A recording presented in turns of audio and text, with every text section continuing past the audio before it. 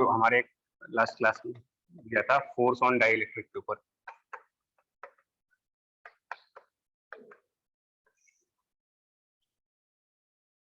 है ना यार? सर वो जिसमें हाफ एयर और हाफ डाइलेक्ट्रिक वाला ना? हाँ हाँ हाँ सर उसका answer Q square into 1 minus 1 upon K square upon 2a epsilon naught आ रहा था क्या? नहीं, दो केस थे ना, एक तो ये वाला केस था sir. जिसमें एक मैं पहले मैं फिगर बना दूं फिर बताना किसका आंसर बता रहे हो। पहले वाले क्वेश्चन में तो कुछ ऐसे था कि डाइलेक्ट्रिक ऐसे था कुछ, है ना, और एक एक क्वेश्चन में कुछ इस तरीके का अरेंजमेंट था। जो HCV का लास्ट शॉर्ट एग्जांपल था उस हिसाब से इस तरीके का डाइलेक्ट्रिक था। तुम किसका आंसर बता रहे हो? यही सेकंड वाला ही किया था मुझे लगा पहला। Yes sir. इसका? Yes sir. अच्छा चलो देख लेते हैं, इसी को बता देते हैं। इसमें ऊपर वाले प्लेट पर प्लस क्यू चार्ज था, नीचे वाली प्लेट पर माइनस क्यू चार्ज था। दोनों प्लेट के बीच में डिस्टेंस d थी और जो डाइलेक्ट्रिक था उसकी कुछ विड्थ होगी, उस विड्थ को स्मॉल x मानते हैं, डाइलेक्ट्रिक के विड्थ को x मान लीजिए। और क्वेश्चन ये पूछा था कि डाइलेक्ट्रिक पर फोर्स क्यों कितना होगा। पहली बात तो फोर्स क्यों होगा और उसके बाद बात करेंगे कितना होगा, है ना। फर्स्ट पॉइंट ये है कि जो डाइलेक्ट्रिक का सरफेस है इस पर फोर्स क्यों लगेगी, उस पे सर चार्ज इंड्यूस हुआ होगा। हाँ ठीक है, बाकी लोग भी देखो। इस पे फोर्स का cause of force, cause of force ये होता है कि जो प्लेट के चार्ज होते हैं ये डाइलेक्ट्रिक के सरफेस पर चार्जेस को इंड्यूस कराते हैं। मतलब पॉजिटिव प्लेट है तो यहाँ पर डाइलेक्ट्रिक के सरफेस पर एक नेगेटिव चार्ज इंड्यूस कर जाएगी और इनका वैल्यू भी निकाला गया था। अगर आप रिकॉल कर पाए तो इसकी वैल्यू निकाली गई है। इस इंड्यूस चार्ज की वैल्यू अगर प्लेट के ऊपर कैपिटल क्यू है तो 1 माइनस 1 बाई के टाइम्स हो Q जाएगा। into 1 Q into 1 minus 1 by K. हाँ, ये लेक्चर हो चुका है आपका, है ना यार? Yes. Yes, sir. Yes sir. तो हाँ, तो जो ये फोर्स लगता है वो इस वजह से लगता है कि ये पॉजिटिव प्लेट इस नेगेटिवली इंड्यूस चार्ज को अपनी तरफ अट्रैक्ट करती है, जिस वजह से यहाँ पर एक फोर्स लगता है। अब आता है बात कि फोर्स को कैलकुलेट कैसे करा जाए।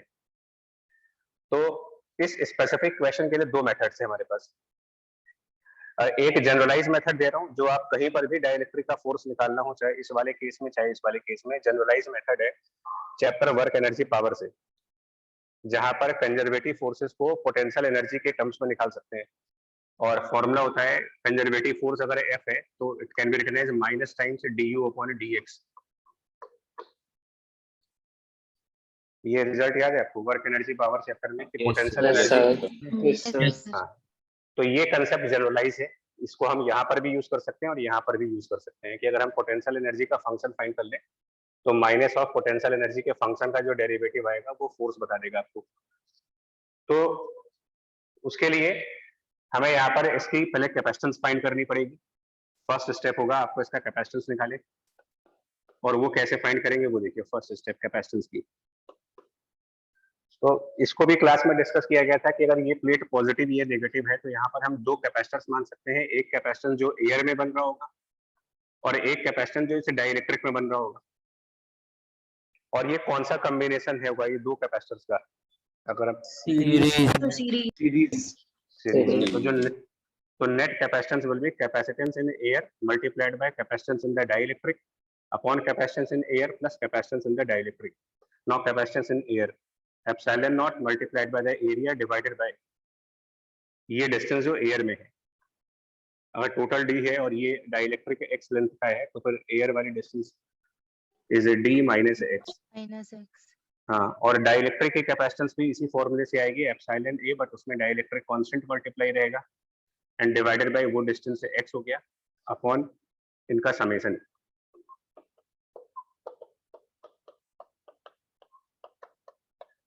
थोड़ा सा इसको सिंप्लीफाई करो, थोड़ा सा इस एक्सप्रेशन को आप सिंप्लीफाई करें सो दैट कैपेसिटेंस का एक सिंपल फॉर्म आ जाए। और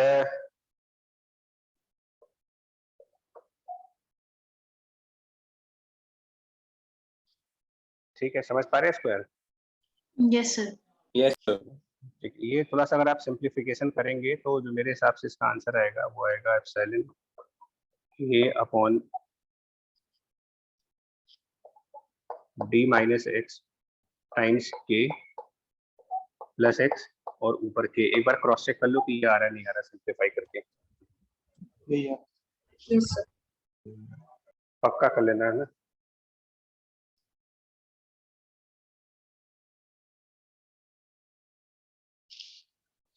ठीक है, वैसे मैंने अपने हिसाब तो सही लिखा है। Yes, sir. गुड, सही ठीक है है। सर। यही है ठीक, तो ये पहला स्टेप होगा। ये हम यहाँ पर भी यही काम करने वाले हैं। तो पहले कैपेसिटेंस निकालिए, दूसरे स्टेप पर पोटेंशियल एनर्जी ऑफ कैपेसिटर। तो उसके लिए आप फॉर्मूला लगाओ, कैपेसिटर की potential energy Q square divided by twice of capacitance. ये सर अगर फिर चार, यहाँ पे du by dx कर देंगे तो dc by dx का हाँ। टर्म आ जाएगा। हाँ बस। अब दूसरा स्टेप, तीसरा स्टेप जो ये वाला रिजल्ट है, इसको जनरलाइज करके ना सेल्फ डेरिवेशन कर सकते हो कहीं पर भी अपने आप। थर्ड स्टेप में ये लगाओ f बराबर माइनस टाइम्स इसका डेरिवेटिव। अब यहाँ पर ना डेरिवेटिव करते समय आपको दो बात ध्यान रखनी है। देखिए, पोटेंशियल एनर्जी में दो फॉर्मूलेज यूज किए जा सकते हैं, क्यू स्क्वायर बाय 2c पे लगा सकते हैं हाफ और क्यू भी लगा सकते हैं, या फिर हाफ cv स्क्वायर भी लगा सकते हैं, या फिर हाफ qv भी लगा सकते हो। देखिए, वो डिपेंड करता है कि हमारे पास सिचुएशन क्या है। फॉर एग्जांपल, अगर ये कैपेसिटर बैटरी से डिस्कनेक्टेड है, मतलब ये इसकी सर तो v तो कांस्टेंट रहेगा नहीं। हाँ, वो उस हिसाब से हम सेलेक्ट करेंगे। अगर ये बैटरी से डिस्कनेक्टेड है तो अब आप डिसाइड करो कि चार्ज और पोटेंशियल डिफरेंस में से कौन सा पैरामीटर कैपेसिटर के लिए एज अ कांस्टेंट काम करेगा। अगर ये बैटरी से डिस्कनेक्टेड है चार्ज तो हम क्यू स्क्वायर बाय 2c वाला फॉर्मूला यूज कर लेंगे, बिकॉज यहाँ पर क्यू एज अ कांस्टेंट काम करेगा। और अगर ये बैटरी से कनेक्टेड है तो उस टाइम पर potential difference v as a constant parameter काम करेगा। होगा। तो फिर आप हाफ cv स्क्वायर वाला फॉर्म यूज कर लीजिएगा। मतलब हम वो वाला फॉर्म यूज करेंगे जिसमें कैपेसिटेंस के अलावा दूसरा पैरामीटर कांस्टेंट रहे, सो दैट कि डिफरेंशिएशन करने में हमें आसानी रहे। Otherwise differentiation of two products करना पड़ेगा आपको। सर ऐसे मतलब हाफ क्यू तो कभी यूज ही नहीं होता है। नहीं करते इसको, यहाँ नहीं करते। नहीं कर सकते हो, लेकिन उसमें क्या है ना कि फिर प्रोडक्ट वो आपको डिफरेंशिएशन ऑफ अलग प्रोडक्ट फंक्शन, नहीं डिफरेंशिएशन लेंदी हो जाएगा और कोई बात नहीं है। प्रोडक्ट रूल लगाना पड़ जाएगा, फर्स्ट फंक्शन और सेकंड फंक्शन के प्रोडक्ट के डिफरेंशिएशन का फॉर्मूला। ठीक है, तो यहाँ पर बताइए, सपोज दैट बैटरी डिस्कनेक्टेड है, बताएं कौन सा फॉर्मूला लगा दें। मान लेते हैं कि इस पर्टिकुलर केस में battery Q square bye 2c, और अगर हम क्यू स्क्वायर बाय 2c को डिफरेंशिएट करते हैं with respect to small x, मतलब जो डाइलेक्ट्रिक की विड्थ होगी विथ ये, तो q एज अ कांस्टेंट, तो क्यू स्क्वायर बाय 2 कॉमन आ जाएगा और 1 अपॉन c डिफरेंशिएट होगा। Differentiation of 1 by 1 by c square dc by dx। हाँ 1 राइट, 1 बाय c को डिफरेंशिएट करना है विद रिस्पेक्ट टू x, तो वो इम्प्लिसिट फंक्शन वाली प्रॉपर्टीज आएंगी। डिफरेंशिएट करेंगे ना तो इसमें से ये माइनस हट जाएगा, यहाँ पर आपका सी स्क्वायर आ जाएगा और यहाँ पर d c by d x आ जाएगा।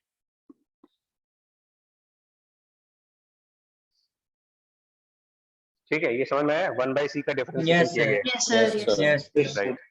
अब d c by d x आप यहाँ से निकालो, because capacitance as a function of x है, मैथ है और कुछ नहीं है, मैथमेटिक्स यूज हो रही है। तो d c by d x जरा यहाँ से फाइंड कर लेते हैं क्या है।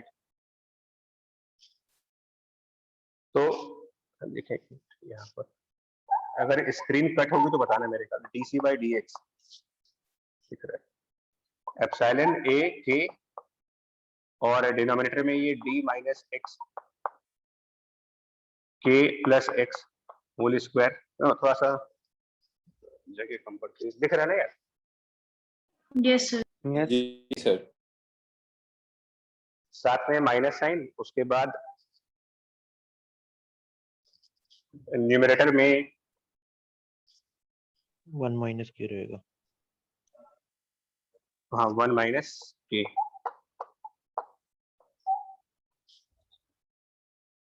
आप चाहो तो टाइम लेकर के खुद से डिफरेंशिएट करके चेक कर सकते हो। माइनस साइन आएगा यहाँ पर, वो सर वो ऊपर भी आएगा जो स्टेप 3 में वो लिखा है। 1 by यहाँ c नहीं नहीं, तो 1 अपॉन सी जब डिफरेंशिएट हुआ था तो वो -1/c² बन Yes. जाएगा। अच्छा हाँ हाँ ओके सर, हाँ ठीक है ठीक है। और अच्छा वो एक माइनस वो ऑलरेडी माइनस, बताइए। हाँ, और एक माइनस यहाँ पर वो कैंसिल हो गए थे। यहाँ पर चेक कर लो, ये जो माइनस है ना, मतलब साइन प्रॉपर होने चाहिए।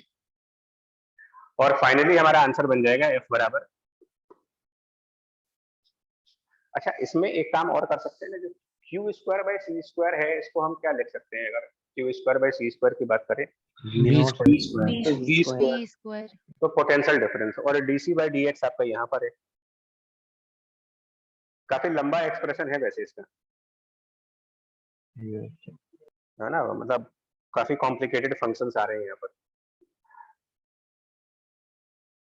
तो मैं पूरा एक्सप्रेशन नहीं लिखूंगा, q²/2 और मल्टीप्लाइड बाय c²। तो c² पहले तो ये है, काफी लंबा चौड़ा एक्सप्रेशन है। और भाई एक से ध्यान से रखिए, जब डिनोमिनेटर में आप c² की वैल्यू रखोगे ना, तो c² की वैल्यू में मतलब ये इस एक्सप्रेशन का स्क्वायर बनेगा। और dc/dx की वैल्यू जब रखेंगे, तो आपको नहीं लगता कि ये जो स्क्वायर वाला फैक्टर है ये कैंसिल आउट कर जाएगा? Yes sir। Yes. Yes. Yes. मतलब और हमारे हिसाब एप्सिलॉन से यहाँ नॉट ए के भी कैंसिल करेगा फिर। हाँ, क्या कर जाएगा? एप्सिलॉन नॉट ए के। हाँ हाँ हाँ, तो बचेगा जो मेरे ख्याल से नीचे एक एप्सिलॉन बचेगा, एक ए बचेगा, एक के बचेगा, और 1 - k का टर्म बचेगा शायद कुछ। एक बार आपकी हेल्प चाहिए होगी यार यहाँ पर, क्योंकि मैं वर्बली कर रहा हूँ। सर एक माइनस और होगा। नहीं नहीं, एक मिनट, तो ये 1 - के ऊपर बचेगा शायद।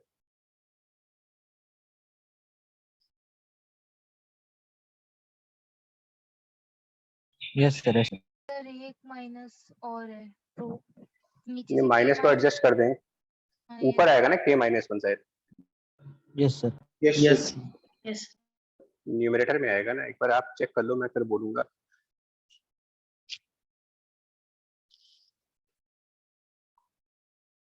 सही है सर। सर यही आ पूर- रहा है। पूरा दोनों वैल्यू dc/dx और c² दोनों रखने हैं आपको, ध्यान रखना। c² मतलब ये Yes. पूरा रखना पड़ेगा,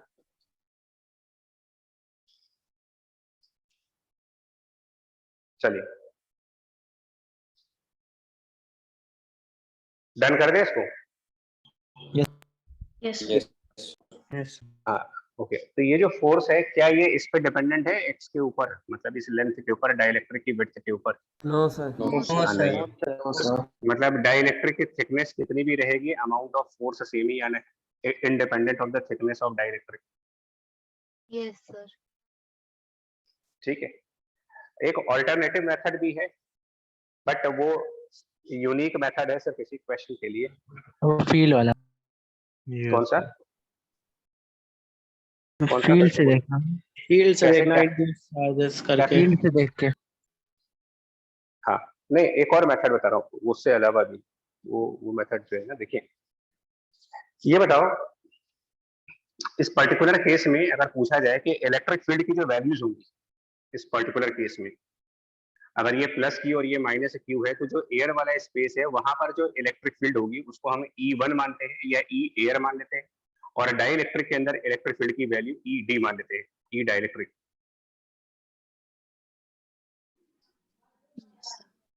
नोटिस करना है, ये सेकंड मेथड दे रहा हूं आपको। Electric field in the air, capacitor है तो वहां पर उसका फॉर्मूला Q/A रहेगा। Inside the capacitor, between the plates of capacitor, electric field is Q/A0। But जो डाई इलेक्ट्रिक में जब जाएंगे तो ये इलेक्ट्रिक फील्ड में नीचे K और मल्टीप्लाई होगा। ठीक है? Yes, sir. अच्छा, ये मेथड मैं फिर बोलूंगा छोटा मेथड है, लेकिन ये सिर्फ याद करने के पॉइंट ऑफ व्यू से। नाउ हम लोगों ने एक टॉपिक पढ़ा था इलेक्ट्रोस्टैटिक प्रेशर वाला कंसेप्ट, है ना? Yes sir. Yes sir. हाँ, यस।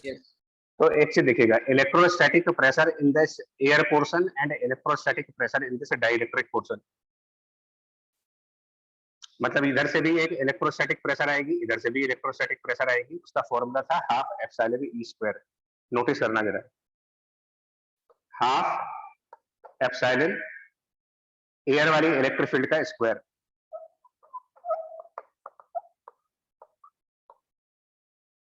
और डाइलेक्ट्रिक वाला माइनस करेंगे, दोनों तरफ के इलेक्ट्रोस्टैटिक प्रेशर्स को लेस करेंगे, -12। बट यहाँ पर एक करेक्शंस करोगे आप, क्योंकि जब आप इलेक्ट्रोस्टैटिक प्रेशर, यहाँ पर नोट करना, इलेक्ट्रोस्टैटिक प्रेशर फ्री स्पेस में तो half epsilon naught E square रहेगा, बट डाइलेक्ट्रिक के अंदर जब चले जाएंगे ना, सर ये एनर्जी डेंसिटी नहीं है? हाँ एनर्जी डेंसिटी भी कह सकते हैं, इलेक्ट्रोस्टैटिक प्रेशर भी कह सकते हो, अच्छा हाँ सर, वो उस वाले से सेम ही कंफ्यूज हो गई। चीज, सेम ही चीज होती है। ये पहले सुनिएगा, इलेक्ट्रोस्टैटिक प्रेशर का फॉर्मूला था half epsilon E square, energy density का फॉर्मूला भी था यही half epsilon E square, but electrostatic pressure भी यही होता है। कैसे देखिए,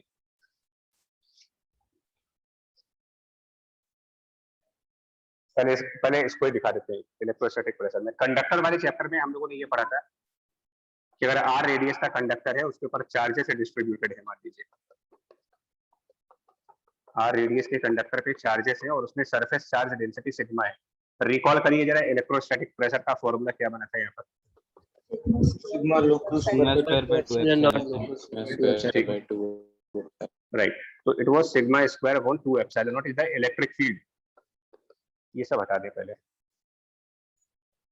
और एनर्जी डेंसिटी को रिकॉल करो। एनर्जी ऑफ इलेक्ट्रिक फील्ड के अंदर आपको एनर्जी डेंसिटी बताई गई थी कि एनर्जी पर यूनिट वॉल्यूम कितनी आती है, half epsilon naught E square. Half epsilon naught half epsilon naught E square. और कंडक्टर के जस्ट आउटसाइड इलेक्ट्रिक फील्ड की वैल्यू होती है sigma upon epsilon naught. Just outside conductor electric field sigma divided by epsilon naught. तो आप यहां पर sigma को रिप्लेस करो in terms of electric field, sigma की value in terms of electric field which is epsilon multiplied by E, और ये value जरा यहां पर रख के देखो आप, क्या इलेक्ट्रोस्टैटिक प्रेशर का एक्सप्रेशन रिड्यूस करके ये भी बन जाता half epsilon E square? Yes sir. Yes sir. हाँ, तो ये भी एक ध्यान रखने वाला पॉइंट है कि इलेक्ट्रोस्टैटिक प्रेशर को आप सिग्मा स्क्वायर अपॉन 2 एप्सिलॉन भी कर सकते हो, और उसको हाफ एप्सिलॉन ई स्क्वायर यानी कि एनर्जी डेंसिटी भी कर सकते हैं। दोनों चीजें साथ में इलेक्ट्रोस्टैटिक प्रेशर को भी ई से डिनोट किया है।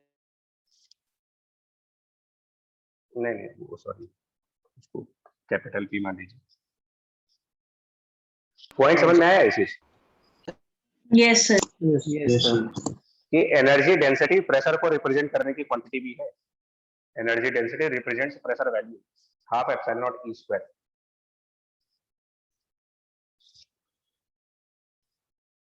और इसमें एक चीज करेक्शन कर दें यहीं पर, ये एनर्जी डेंसिटी जो आप पढ़ते हो ना कि it is half epsilon E square, ये फ्री स्पेस के लिए। बट अगर मुझे एनर्जी डेंसिटी डाइलेक्ट्रिक में लिखना होगा ना कहीं पर, मैं करेक्ट कर दूं, ये एनर्जी डेंसिटी फ्री स्पेसेस में है। अगर आप यही इसी एक्सप्रेशन को हाफ के एप्सिलॉन नॉट हाफ के से मल्टीप्लाई करना पड़ेगा आपको वहां पर, और तब जाकर के ये बनेगा एनर्जी डेंसिटी इन डाइलेक्ट्रिक।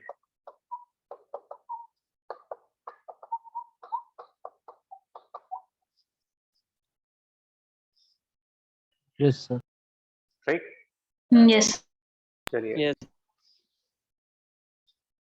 अब आइए, इसी लॉजिक को यहाँ पे लगा रखा मैं। ये फ्री स्पेस है बिकॉज एयर है यहाँ पर, तो यहाँ पर इलेक्ट्रोस्टैटिक प्रेशर जो होगा इस स्पेस में, इलेक्ट्रोस्टैटिक प्रेशर की वैल्यू वो लिखी जा सकती है half epsilon into electric field जो एयर में होगी उसका स्क्वायर, और इलेक्ट्रिक फील्ड एयर में Q upon A epsilon not. Electrostatic pressure from this side, electrostatic pressure from the other side, dielectric वाले साइड से जो प्रेशर आएगा वो आएगा हाफ एप्सिलॉन की जगह के मल्टीप्लाई करेंगे, और इलेक्ट्रिक फील्ड जो इस डाइलेक्ट्रिक के अंदर आएगी Q divided by A epsilon into के।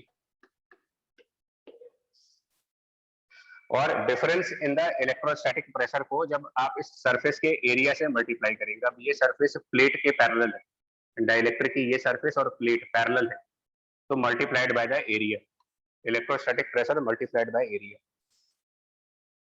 जरा इस एक्सप्रेशन को सिंप्लीफाई करो, देखो क्या बनता है ये।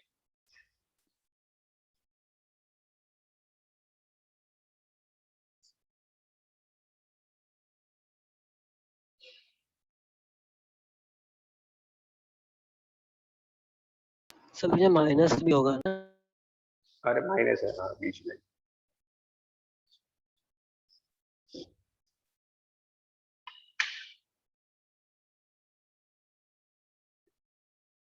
सर ये सेम आ रहा है जो मतलब अभी थोड़ी देर पहले निकाला था।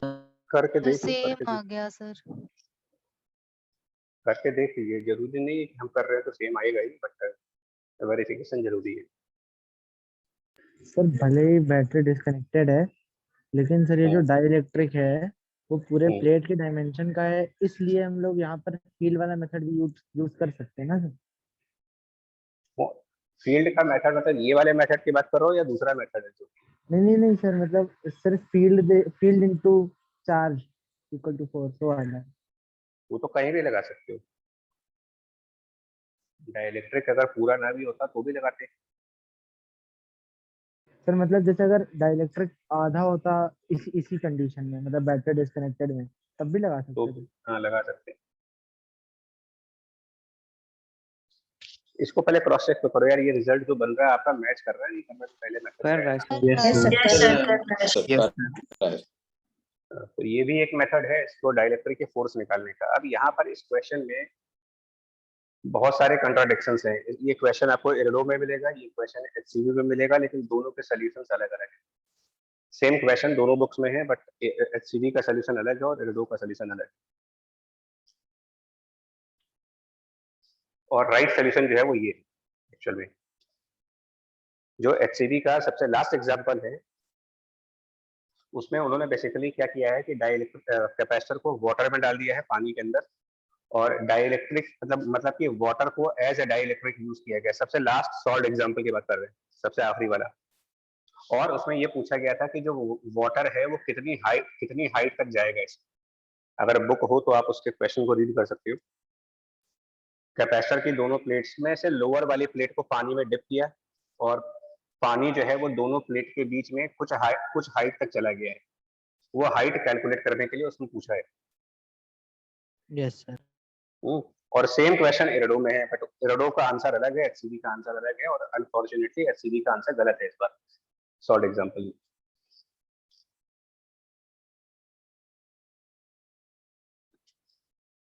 तो उसमें सिर्फ एक काम करना है, इक्विलिब्रियम जब एस्टैब्लिश हो जाएगा तो जो डाइलेक्ट्रिक पर फोर्स लग रहा है एफ ऊपर की तरफ, और मान ले वाटर कुछ हाइट तक चला गया, तो उस वाटर का जो ग्रेविटी की वजह से उस वाटर पर एक m इंटू जी का फोर्स आएगा, मास इंटू जी वाला। आपको उसमें सिर्फ एक काम करना है, force on the dielectric surface को वाटर के वेट से बैलेंस कर देना है।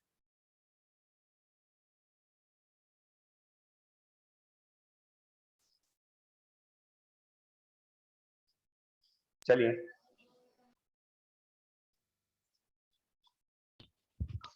और कौन सा क्वेश्चन नंबर होगा? एचसीवी का लास्ट होता तो दिया सॉल्व एग्जांपल। नहीं तो जैसे आपने कहा सॉल्यूशन गलत दिया है ना थोड़ा सा सर, तो इसलिए वो पूछ रहा हूँ। तो एचसीवी में ही सॉल्यूशन गलत है, एरडो में नहीं। एरडो में सॉल्यूशन का आंसर है उसमें।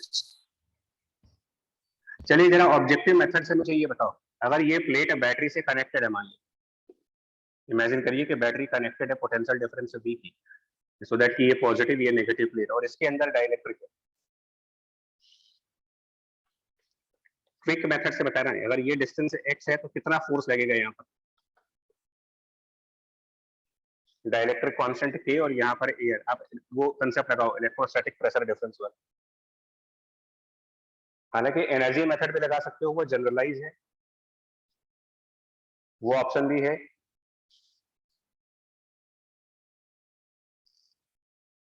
सर पिछले जो कराया था आपने उसमें दोनों में बैटरी नहीं लगी हुई थी ना, मतलब?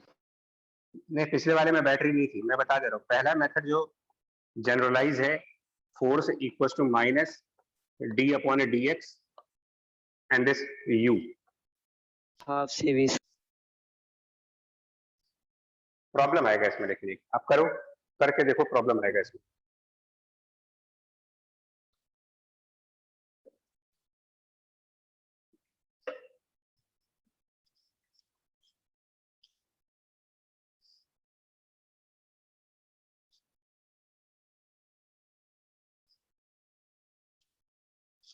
इसमें आंसर इससे आएगा नहीं, वैसे आप करोगे ना तो आएगा नहीं, मैं लिख के दिखा रहा हूँ। और देखना प्रॉब्लम क्या आएगी। पोटेंशियल एनर्जी यहाँ पर क्या लिखेंगे, मैंने मान लिया फोर्स बराबर माइनस du/dx लगाया, तो पोटेंशियल एनर्जी u को हम यहाँ पर क्या लिखेंगे, देखिए बिकॉज बैटरी कनेक्टेड है, हाफ CV।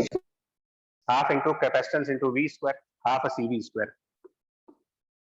और ये बन जाएगा आपका v स्क्वायर अपॉन 2 टाइम्स बार माइनस और dc/dx। और डीसी बाई डी एक्स जो पहले था वही रहेगा, Yes. DC by d x. तो जो हमने पिछले एक्सप्रेशन में सॉल्व किया था वो डायरेक्ट कॉपी कर सकते हो कि डीसी बाई डी एक्स कितना आया था हमारा।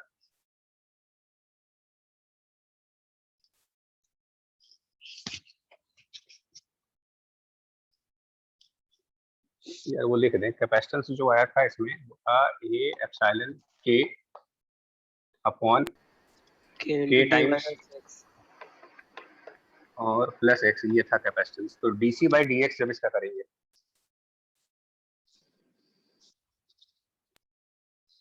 करो यार, थोड़ा सा बताओ डीसी बाई डी एक्स रख करके फाइनल आंसर में मुझे सिर्फ इतना बताओ कि final answer negative, final answer में आपको सिर्फ ये मुझे बताना है कि वो नेगेटिव आंसर आ रहा है कि पॉजिटिव आंसर आ रहा है, जैसे और कुछ नहीं पूछ रहा है। डीसी बाई डी एक्स में कर चुका हूँ सॉल्यूबिलिटी। सर पॉजिटिव आएगा। The positive are positive.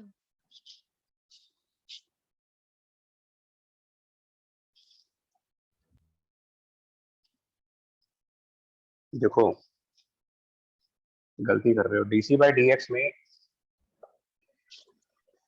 ये आएगा ए एप्सिलॉन ऑफ के अपॉन नीचे के times D minus x plus x इसका स्क्वायर एंड देन नेगेटिव आएगा सर। हाँ, इसको जब डिफरेंशिएट करेंगे तो ये ऊपर 1 माइनस के का टर्म आएगा पर अगर इसमें और से एक माइनस और आएगा तो यहाँ से ये माइनस हट जाएगा, पॉजिटिव हो जाए। पॉजिटिव नहीं है एक्चुअली, 1 माइनस के नेगेटिव है। 1 माइनस के सर नेगेटिव वही लग रहा था, अगर के का मिनिमम वैल्यू तो बाहर 1 ही होता निकालेंगे तो हाँ, नेगेटिव हो जाएगा। बिकॉज़ डाइलेक्ट्रिक कांस्टेंट 1 से ज्यादा होना चाहिए। तो यहाँ पर क्या हो रहा है कि ये हाँ, ओवरऑल yes. नेगेटिव। अब इसका क्या, इसको कैसे जस्टिफाई करेंगे कि फोर्स में नेगेटिव साइन क्यों बन रहा है मेरा? क्या फोर्स की डायरेक्शन अपोजिट होगी? मतलब जो फोर्स हम ऊपर दिखा रहे हैं उसका और मेरा आंसर माइनस में जा रहा है, इसका क्या मतलब है कि क्या ये फोर्स नीचे लगेगी? इसीलिए मैंने कॉज ऑफ फोर्स बताया था पहले आपको। कॉज ऑफ फोर्स तो ये कहता है कि पॉजिटिव के सामने नेगेटिव चार्ज इंड्यूस होगा, तो इसमें तो कोई डाउट नहीं है कि फोर्स ऊपर की साइड पे ही रहेगी, मतलब फोर्स की डायरेक्शन गलत नहीं है, क्योंकि ये तो हो नहीं सकता कि प्लस और माइनस के बीच रिपल्सन आ जाए। yes तो फिर sir. यहाँ नेगेटिव साइन आना नहीं चाहिए था मेरे आंसर में, और नेगेटिव आ रहा है, इसका मतलब कुछ कंसेप्चुअल एरर हुई है। यानी कि जो डायरेक्ट्रिक है वो पॉजिटिव प्लेट से लगा हुआ नहीं, उससे वो भी मतलब नहीं, फिगर यही है। मैं प्रॉब्लम बता रहा हूँ यहाँ पर क्या है। या तो भाई दो ही पॉसिबिलिटी है, या तो ये कंसेप्ट गलत है, बट ये तो वर्क एनर्जी पावर से चला आ रहा है, ये तो यूनिवर्सल कंसेप्ट है, ये कभी गलत होता नहीं। ये कंसेप्ट गलत है कि डायरेक्शन ऑफ फोर्स ये है, ये भी गलत नहीं हो सकता। एज इलेक्ट्रोस्टैटिक बार बार कहता है कि अनलाइक चार्जेस अट्रैक्ट होती है। या फिर हमने कुछ मैथमेटिकल एरर की है, वो भी क्रॉस चेक कर लिया, मैथ्स में भी कोई एरर नहीं। प्रॉब्लम इसमें दूसरी है। देखिए क्या होता है, जहां पर बैटरी कनेक्टेड होती है उन केसेस में, ये हटाऊं मैं? Yes sir. Yes sir. देखिए चलिए जरा एक काम करते हैं, मान लिया जाए कि इस पर्टिकुलर इंस्टेंट पर इसकी कैपेसिटेंस सी है, जो कि यहां पर लिखी गई है। दिस इज इंस्टेंटेनियस कैपेसिटेंस मान लेते हैं, और जो ये फोर्स लगा उसकी वजह से डाइलेक्ट्रिक थोड़ा सा और ऊपर की तरफ, डाइलेक्ट्रिक का लेवल राइज कर गया। एज्यूम करिए कि जो ये फोर्स लग रही है यहाँ पर, उस फोर्स की वजह से डाइलेक्ट्रिक का लेवल थोड़ा सा ऊपर चला गया, यानी डीएक्स डिस्टेंस ऊपर आया, डाइलेक्ट्रिक डीएक्स डिस्टेंस ऊपर पहुंच गया। सर ऐसा ये मान के चलो, सुना? सुनो तो एक बार सुनो। मतलब जब हम ये मान के चल रहे हैं कि जब डाई इलेक्ट्रिक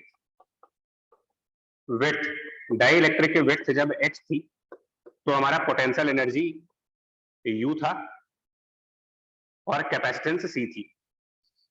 कैपेसिटेंस C था, पोटेंशियल एनर्जी U था। देन डाइलेक्ट्रिक की जो विड्थ है वो थोड़ी सी बढ़ गई, वो x प्लस dx हो गई, एंड ऑब्वियस सी बात है करस्पॉन्डिंगली कैपेसिटेंस चेंज कर जाएगा, C प्लस dc हो जाएगा वो, एंड ऑब्वियसली पोटेंशियल एनर्जी भी बदलेगी, तो वो U प्लस du मान लीजिए। सॉरी भाई बीच में नहीं रुकना अभी बता रहे, क्योंकि फिर डिस्ट्रैक्ट हो जाओगे, कंसेप्ट नहीं पकड़ पाओगे इसका कि बैटरी कनेक्टेड में और बैटरी डिस्कनेक्टेड में डिफरेंस क्या है।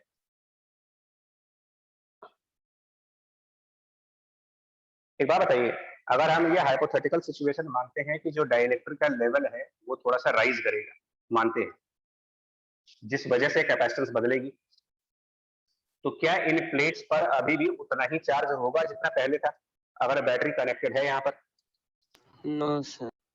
नहीं सर। No sir. मतलब जब डाई इलेक्ट्रिक एक्स पोर्शन का है और उस करस्पॉन्डिंग मोमेंट पर चार्ज क्यू है, मान लीजिए जिस समय डाइलेक्ट्रिक की विड्थ एक्स है उसके करस्पॉन्डिंगली चार्ज की वैल्यू प्लस क्यू है, और जब डाइलेक्ट्रिक की विड्थ थोड़ी सी राइज बढ़ जाती है तो नेचुरल सी बात है कि जो चार्ज क्यू था पहले वो चार्ज भी चेंज करेगा। क्यों चेंज करेगा? क्यू इक्वल टू सीबी वाले फॉर्मूले से, मतलब Q बराबर C इंटू वी। तो ऑब्वियस सी बात है कि जब डाइलेक्ट्रिक की विड्थ बढ़ाओगे यानी कैपेसिटेंस चेंज करेंगे और पोटेंशियल डिफरेंस कांस्टेंट है बिकॉज ऑफ बैटरी, तो ये कांस्टेंट है, ये राइज कर रहा है, चेंज हो रहा है, तो नेचुरली चार्ज भी चेंज करेगा सर। समझ आ गया। ठीक, इसका मतलब इस प्रोसेस में कैपेसिटेंस बदलने के साथ साथ ये चार्ज भी बदलेंगे। Yes sir. तो ये जो एक्स्ट्रा डीक्यू चार्ज है ये आएगा कहाँ से? एक्स्ट्रा डीक्यू चार्ज की वैल्यू मिलेगी कहाँ से आपको? कौन सप्लाई करेगा इस प्लेट पर? एडिशनल डीक्यू चार्ज कहाँ से आएगा? बैटरी। Battery battery. देना है। यानी ये battery additional dq charge transfer करेगी बिकॉज इसको प्लेट्स के बीच के पोटेंशियल डिफरेंस को मेंटेन रखना है। अगर हम कैपेसिटेंस बदलेंगे तो हमें चार्ज को भी बदलना पड़ेगा ताकि potential difference between the two plates remains constant equal to the battery voltage.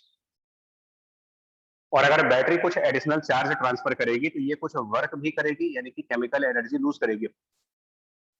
और कितनी केमिकल एनर्जी ये लूज करेगी? तो VDQ। Charge into potential difference, यानी कि dq multiplied by this v, आप कह सकते हो कि it is the work done by the battery, dwb, work done by this battery. Meanwhile ये जो फोर्स डाइलेक्ट्रिक पे लगा हुआ था, इस फोर्स ने भी कुछ काम किया होगा। जो डाइलेक्ट्रिक पर फोर्स लगा होगा इसने भी कुछ वर्क किया होगा डाइलेक्ट्रिक ऊपर से डिस्प्लेस करने में। Yes sir. ठीक है, और साथ में कैपेसिटर की एनर्जी चेंज हुई होगी। तो change in the energy of capacitor, notice करना, change in energy of capacitor. यहाँ पर एक इंटेंशनल फॉर्मूला लगा रहे हैं, energy of capacitor can also be written as half QV। इस पर बिलीव करते हो या नहीं कि एनर्जी ऑफ कैपेसिटर को ये भी लिख सकते हो? Yes sir. V कांस्टेंट है बिकॉज बैटरी कनेक्टेड है। तो जब ये चार्ज इंक्रीज करेगा by some amount, correspondingly potential energy भी बढ़ जाएगी। सो du को हम लिख सकते हैं V/2 multiplied by dq। Yes yes sir. तो du is V/2 multiplied by dq। क्या मतलब हुआ कि जो बैटरी ने वर्क किया था उतना कैपेसिटर की पोटेंशियल एनर्जी में इंक्रीमेंट नहीं आ रहा। कैपेसिटर की पोटेंशियल एनर्जी में जो चेंज आ रहा है वो बैटरी के वर्क डन का हाफ है।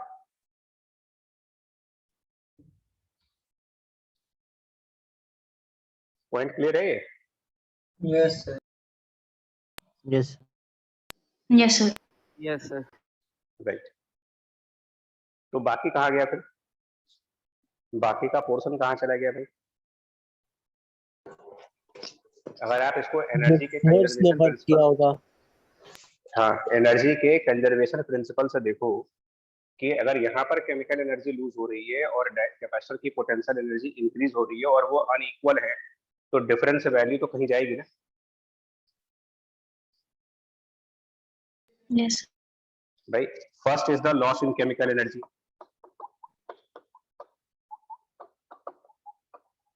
Second one gain in energy of capacitor,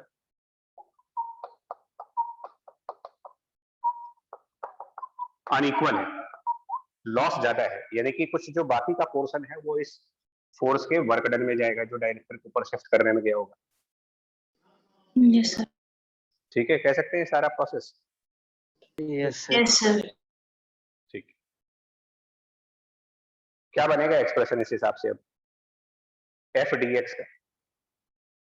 V dq/2 is equal to F dx। चलो बाकी लोग भी ठीक है भाई, जरा बाकी लोग भी इस पॉइंट पे सोचिएगा।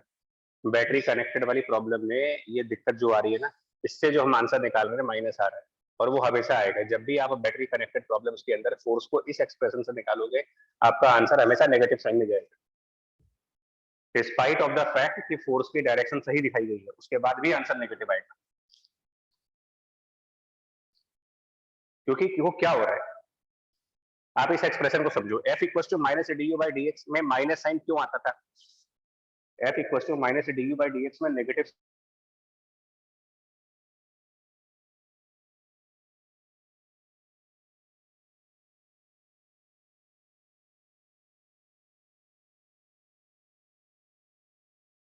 आपको वीडियो अटक गया। Yes, sir. Yes sir. Voice, please.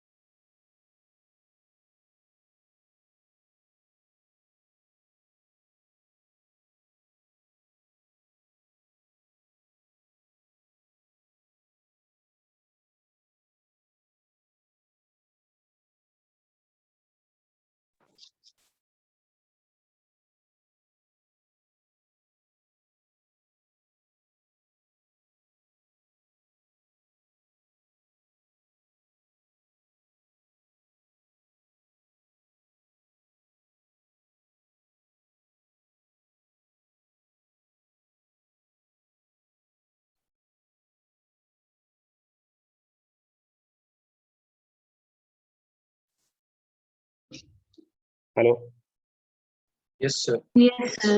Voice आ रही है। एक मिनट,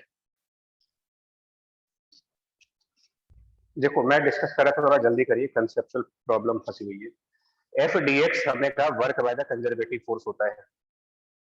अब इस कंडीशन में पोटेंशियल एनर्जी डिक्रीज होती है या पोटेंशियल एनर्जी इंक्रीज होती है? अगर हम कोई डिस्प्लेसमेंट करें फोर्स की डायरेक्शन में और कंजर्वेटिव फोर्स की डायरेक्शन में, तो क्या बोलोगे कि ये सिचुएशन पोटेंशियल एनर्जी के इंक्रीज करने की है या पोटेंशियल एनर्जी के डिक्रीज करने की? सर डिक्रीज करने। डिक्रीज हो। एग्जांपल देख लो, आप example low, gravity is conservative, तो अगर आप डाउनवर्ड मोशन करिए कोई वो तो ऑब्जेक्ट फॉर्मूला से ही दिख रहा है ना सब, minus F dot D minus x है ना डी। वो, यस सर। Minus D. यानी कि कंसेप्चुअल पॉइंट क्या कह रहा है कि अगर हम कंजर्वेटिव फोर्स की डायरेक्शन में कोई डिस्प्लेसमेंट करेंगे तो सिस्टम की पोटेंशियल एनर्जी कम होनी चाहिए। और Yes, sir. डेफिनेशन भी कहती है कि work by the conservative force is negative of change in potential energy. तो यहां भी तो वही काम कर रहे हो, displacement is done in the direction of the force, तो कंसेप्चुअल पॉइंट से सिस्टम की पोटेंशियल एनर्जी कम हो जानी चाहिए थी। क्या वो कम हुई है? क्या डी नेगेटिव आ रहा हमारा? सर नहीं। नहीं आ रहा। सिस्टम की पोटेंशियल एनर्जी कम होने की बजाय सिस्टम की पोटेंशियल एनर्जी राइज कर रही है यहाँ पर।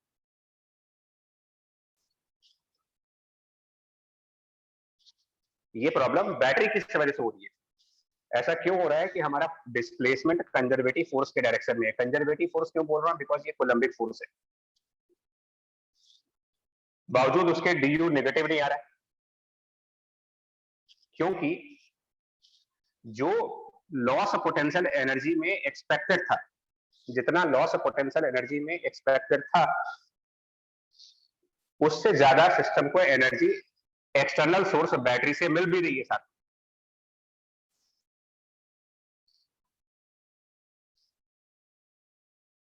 देखिए डी आपका पॉजिटिव साइन आ रहा है, जबकि हमारी एक्सपेक्टेशन क्या थी कि डी पॉजिटिव आना चाहिए या नेगेटिव आना चाहिए। अगर आप प्रॉपर्टी ऑफ कंजर्वेटिव नेगेटिव आना चाहिए था।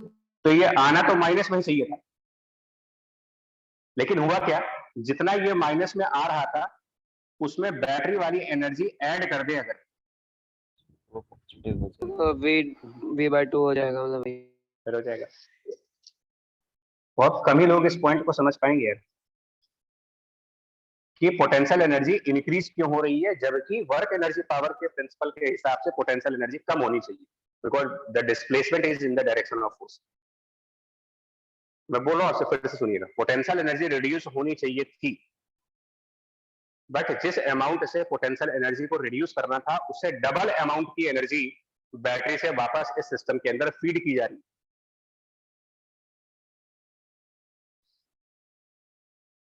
मतलब कि अगर इस कंजर्वेटिव फोर्स की वजह से for example potential energy 5 joule decrease करनी थी और बैटरी ने 10 जूल सप्लाई करके अंदर भेज दिया, तो अल्टीमेट रिजल्ट क्या होगा? पोटेंशियल एनर्जी डिप करेगी या फिर पोटेंशियल एनर्जी राइज कर जाएगी? राइज कर जाएगी। राइज कर जाएगी। ये एग्जैक्टली सेम चीज यहाँ पर हो रही है। डीयू के पॉजिटिव साइन का रीजन समझिएगा। हम लोग को नेगेटिव एक्सपेक्टेड था लेकिन आंसर पॉजिटिव आ रहा है बिकॉज ऑफ द बैटरी। और इसीलिए यहाँ पर फोर्स के एक्सप्रेशन में minus D you by d x ने लगा करके हम लोग फोर्स का एक्सप्रेशन यूज करते हैं plus D you by d x. ये उन सभी केसेस में होगा जहां पर बैटरी कनेक्ट होगी।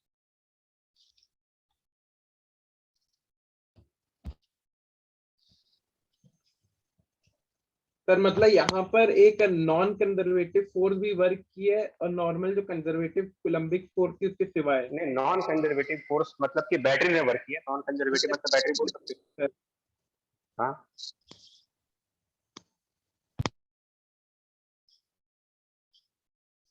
आर्गुमेंट आया समझ में? Yes sir. थोड़ा सा Clear डाउट। है? क्या बताओ? तो मतलब ऐसा कहा जाता था कि जो बैटरी वर्क करती है उसका आधा तो चला ही जाता है ऐसा वायर कहीं नहीं में। कहा गया कि, कहाँ कहा गया कि आधा जाएगा ही जाएगा। वो वो हमेशा क्वेश्चंस में होता है। मतलब कहीं थ्योरी में तो नहीं कहा गया कि बैटरी की वर्क आधा उसमें जाएगी। हाँ सर। तो क्वेश्चन में जो चीज आ रही है उसको कंसेप्ट थोड़ी मानेंगे। तो बस अब आपको ये ध्यान रखना है कि अगर आप एनर्जी मेथड यूज कर रहे हो फोर्स की डेरिवेशन में, तो जहां बैटरी डिसकनेक्टेड है वहां पर F बराबर minus of D you by d x लगाइए, और जहां पर बैटरी कनेक्टेड है वहां पर F बराबर plus D you by d x लगाइए। अदरवाइज आप एक नेगेटिव साइन के चक्कर में फंस जाओगे। Yes sir. ठीक है, अब अपना आंसर क्लियर हो गया फिर जो। सर हाँ, सर ये जो आपने डाइलेक्ट्रिक के एक साइड पर ऊपर की तरफ फोर्स दिखाया है सर, ये आपने ये कह के दिखाया है कि मतलब ऊपर वाली प्लेट पे चूंकि पॉजिटिव चार्ज है तो उसको अट्रैक्ट कर रहा होगा। सर एक नीचे वाली प्लेट भी तो है सर। बिल्कुल है। तो सर उस पे भी चार्ज है, उसकी वजह से भी फील्ड आएगी और उसकी वजह से भी मतलब वो चूंकि एक्सटर्नल है तो वो भी फोर्स लगाएगा। हाँ। और सर क्या देखिए, उसमें डाइलेक्ट्रिक के दूसरी भी तो साइड है एक बिल्कुल है। जिसपे पॉजिटिव चार्ज इंड्यूस हुआ होगा। हाँ, सर फोर्स तो वो भी लगाएगा। तो सर मतलब हाँ। डायरेक्ट कैसे हम कह सकते हैं केवल ऊपर वाली को देख के कि ऊपर की देखिए डायरेक्शन में है? देखिए नीचे ना, वाले से मैकेनिकल सपोर्ट नहीं। अरे इतने वो सब नहीं है। नीचे वाली प्लेट पर माइनस क्यू चार्ज होगा ना, और जी सर, डाइलेक्ट्रिक, ठीक, डाइलेक्ट्रिक के लोअर साइड पर कितना चार्ज इंड्यूस कराओगे? पॉजिटिव। पॉजिटिव कितना? सर जितना ऊपर पे कराया था उसका ऊपर मतलब नेगेटिव का हुआ है यस उतना सर, ही हाँ, तो नीचे इसका मतलब Q इंटू 1 माइनस 1 बाई के कराएंगे ना। Yes yes sir sir positive manner में यस सर। तो ये बताइए, जो डाइलेक्ट्रिक के लोअर सरफेस है और लोअर प्लेट एक दूसरे के कांटेक्ट में नहीं, फिजिकल कांटेक्ट में एक दूसरे के, यस हाँ सर तो यहाँ पर टोटल चार्ज कितना हो रहा है? मतलब कैपेसिटर की प्लेट का चार्ज और डाइलेक्ट्रिक का इंड्यूस चार्ज दोनों का ऐड करके देखें तो एक पर माइनस क्यू का चार्ज है और डाइलेक्ट्रिक के सरफेस पर Q इंटू 1 माइनस 1 बाई के का पॉजिटिव चार्ज है। तो minus net charge minus Q by minus Q by तो की। सुनने अच्छा हाँ वो रिपेल कर देगा तो ऊपर हो जाएगा। हाँ, अब ये माइनस इस माइनस को रिपेल करेगा यस सर और इधर से ये प्लस इस माइनस को अट्रैक्ट कर रहा, तो यस अल्टीमेटली सर हमको तो सर मतलब हाँ, बस इतना ही कंफ्यूजन था कि मतलब केवल ऊपर वाले को देख के कैसे वो कर दिए। तो सर बस ऐसे ही था, हाँ, नहीं नहीं, चलिए बाकी सब कोई कोई बात डाउट नहीं। नहीं सर। फाइनल क्लियर कर दें इसको। F बराबर minus D you by d x battery disconnected वाले केस में, plus D you by d x battery connected वाले केस में। Yes sir. ठीक है, और आंसर क्या बना था एक बार देखो फिर से जल्दी से। सर इसको रब अरे बच्चा कोई बात नहीं, उसमें अभी रिजल्ट बताओ। हमारा जो अभी डेरिवेशन किया गया था उससे आंसर क्या आया था? माइनस साइन का प्रॉब्लम था, माइनस साइन का प्रॉब्लम खत्म हो गया। अब आंसर क्या यस बना सर था? के माइनस 1 हो जाएगा, 1 माइनस के की जगह हाँ, वी तो स्क्वायर बना बाई क्या था 2 और क्या था पूरा बताओ। Sir V square by 2 epsilon nought A K nought K minus 1 K minus 1 divide by k into d minus x plus x का होल स्क्वायर। x का whole square k into d minus x plus x का plus x whole whole square. Square. ये बना था। अब एक और point है, चेक कर, क्या अभी भी डाइलेक्ट्रिक पर कांस्टेंट फोर्स आ रही है? फोर्स के अंदर x का टर्म आ रहा है, फोर्स के अंदर x का टर्म है, वो इसका सर चूंकि मतलब अब पोटेंशियल एनर्जी इंक्रीज हो रही है तो सर मतलब f वैरी भी करना चाहिए। नहीं, पिछले में तो नहीं कर रहा था ना, जब बैटरी यस डिस्कनेक्टेड थी सर तो उसमें डाइलेक्ट्रिक कांस्टेंट था सर। हाँ वहाँ ये भी ध्यान रखना है, डिस्कनेक्टेड बैटरी में यहाँ पर कांस्टेंट फोर्स आ रही थी, कनेक्टेड बैटरी में यहाँ पर एक वेरिएबल फोर्स आ रही है जो कि x का फंक्शन है, फंक्शन ऑफ x हो रहा है ये। Yes, sir. Right. Overall dielectric में फिर बोल रहा हूँ, ओवरऑल डाइलेक्ट्रिक से बचे रहिए, मतलब भगवान से ये दुआ करो कि डाइलेक्ट्रिक के क्वेश्चन ना आए, क्योंकि ये एक डिफिकल्ट है। चलिए दूसरा वाला केस था,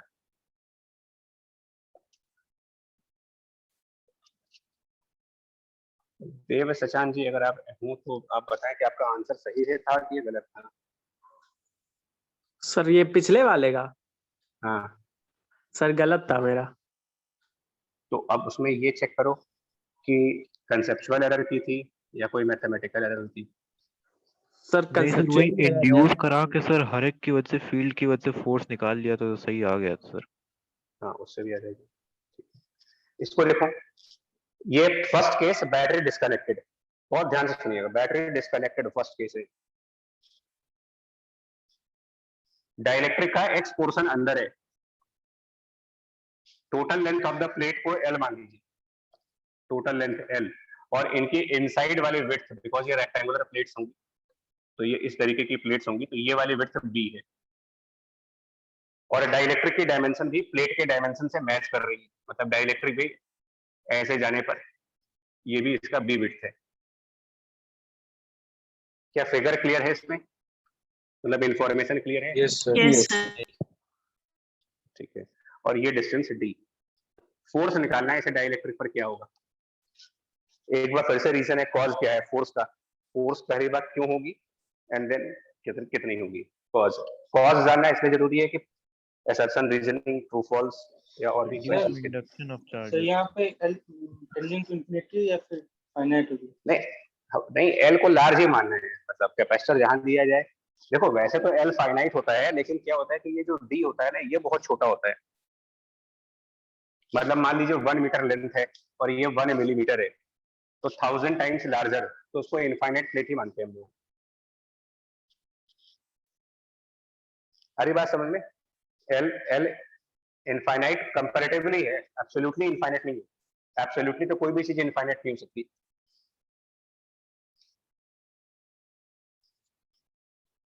क्लियर? यस। Yes, sir.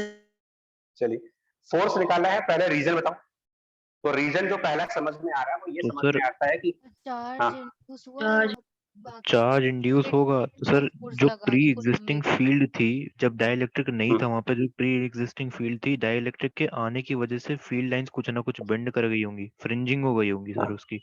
हाँ हाँ, यस सर। ये वो कंसेप्ट है जो एक बार याद करिए कि डाइलेक्ट्रिक में आपसे ये कहा गया था कि अगर आइडियल डाइलेक्ट्रिक की बात करिए, सॉरी आइडियल कैपेसिटर, ये स्टार्टिंग के लेक्चर में था कि आइडियल कैपेसिटर के एंड अंदर डिफेक्ट के बारे में बताया सर था। वो एंडिंग सर में एंड इफेक्ट। बेंड कर इलेक्ट्रिक फील्ड लाइंस अगर हॉरिजॉन्टल एंड होती है। देखते हैं तो हाँ, लेकिन हम लोगों ने उसी टाइम पर ये पॉइंट मेंशन कर दिया था कि जब आप प्रैक्टिकल केसेस में जाते हो तो कैपेसिटर के इनसाइड में जो डेविएशन होता इलेक्ट्रिक है। फील्ड की जो लाइंस होती हैं वो सेंट्रल पोर्शन में तो यूनिफॉर्म होती हैं, लेकिन एंड पर जाते जाते वो होती आती एंड है। पर नॉन। थोड़ी सी इस तरीके से हो जाती है। ये प्रॉपर डायग्राम नहीं है, सिर्फ आपको मैसेज देने के लिए डायग्राम बनाया है कि यहाँ पर इसको हमने कहा था एज इफेक्ट, एक्चुअल में यही काम होता है यहाँ पर। देखिए अगर आप आइडियल कैपेसिटर की बात करो तो डाइलेक्ट्रिक पर फोर्स लग ही नहीं सकती। अगर हम आइडियल कैपेसिटर का केस लेंगे तो डाइलेक्ट्रिक पर फोर्स नहीं आ सकती, और फोर्स हम वर्टिकल दिखा रहे हैं, वर्टिकल तो किसी भी तरीके से नहीं आ सकती। जब इलेक्ट्रिक फील्ड की लाइन हॉरिजॉन्टल है तो फिर वर्टिकल फोर्स कैसे आ सकती है? तो कोई चांस ही नहीं होता। तो फिर इसका मतलब ऑब्वियसली हम इस केस में कैपेसिटर की इलेक्ट्रिक फील्ड लाइंस को आइडियल पैटर्न पे नहीं मानते, रियल पैटर्न पे मानते हैं, रियलिस्टिक इलेक्ट्रिक फील्ड लाइंस जिसमें एज की तरफ इलेक्ट्रिक फील्ड लाइंस थोड़ी सी बेंडेड होती है।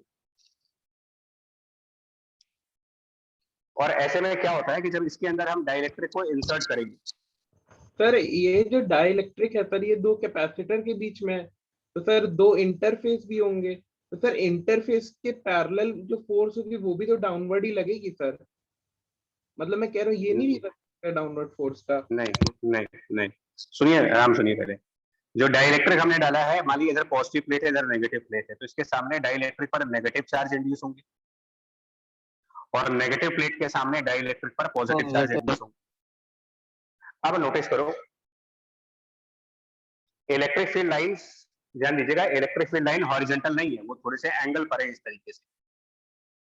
और F equals to Q into E, F equals to QE के हिसाब से फोर्स इलेक्ट्रिक फील्ड की डायरेक्शन में लगेगा। क्या आप बता सकते हो कि इन नेगेटिव चार्जेस पर फोर्सेस की क्या डायरेक्शन होगी अगर इस इलेक्ट्रिक फील्ड लाइन को कंसीडर किया गया हो, जो ये कर्व इलेक्ट्रिक फील्ड लाइन है, टुवर्ड्स द राइट प्लेट किसी एंगल पे, टुवर्ड्स लेफ्ट प्लेट किसी एंगल पे। नेगेटिव चार्ज है, नेगेटिव चार्ज है, नेगेटिव चार्ज पे ध्यान दीजिएगा, जिस तरफ इलेक्ट्रिक फील्ड की लाइन जाती है सर उसके अपोजिट होता है फोर्स, अपोजिट डायरेक्शन। इस साइड पर एक फोर्स आएगी और इधर पॉजिटिव चार्जेस है, पॉजिटिव चार्जेस पर फोर्स उसी डायरेक्शन में जाएगा जिस डायरेक्शन में इलेक्ट्रिक फील्ड होती है, तो इधर की तरफ ऐसे फोर्स लगेगा। Sir net vectorial resultant of these two, इन दोनों का वेक्टर रिजल्टेंट कौन सी साइड पर जाएगा? Vertically downward.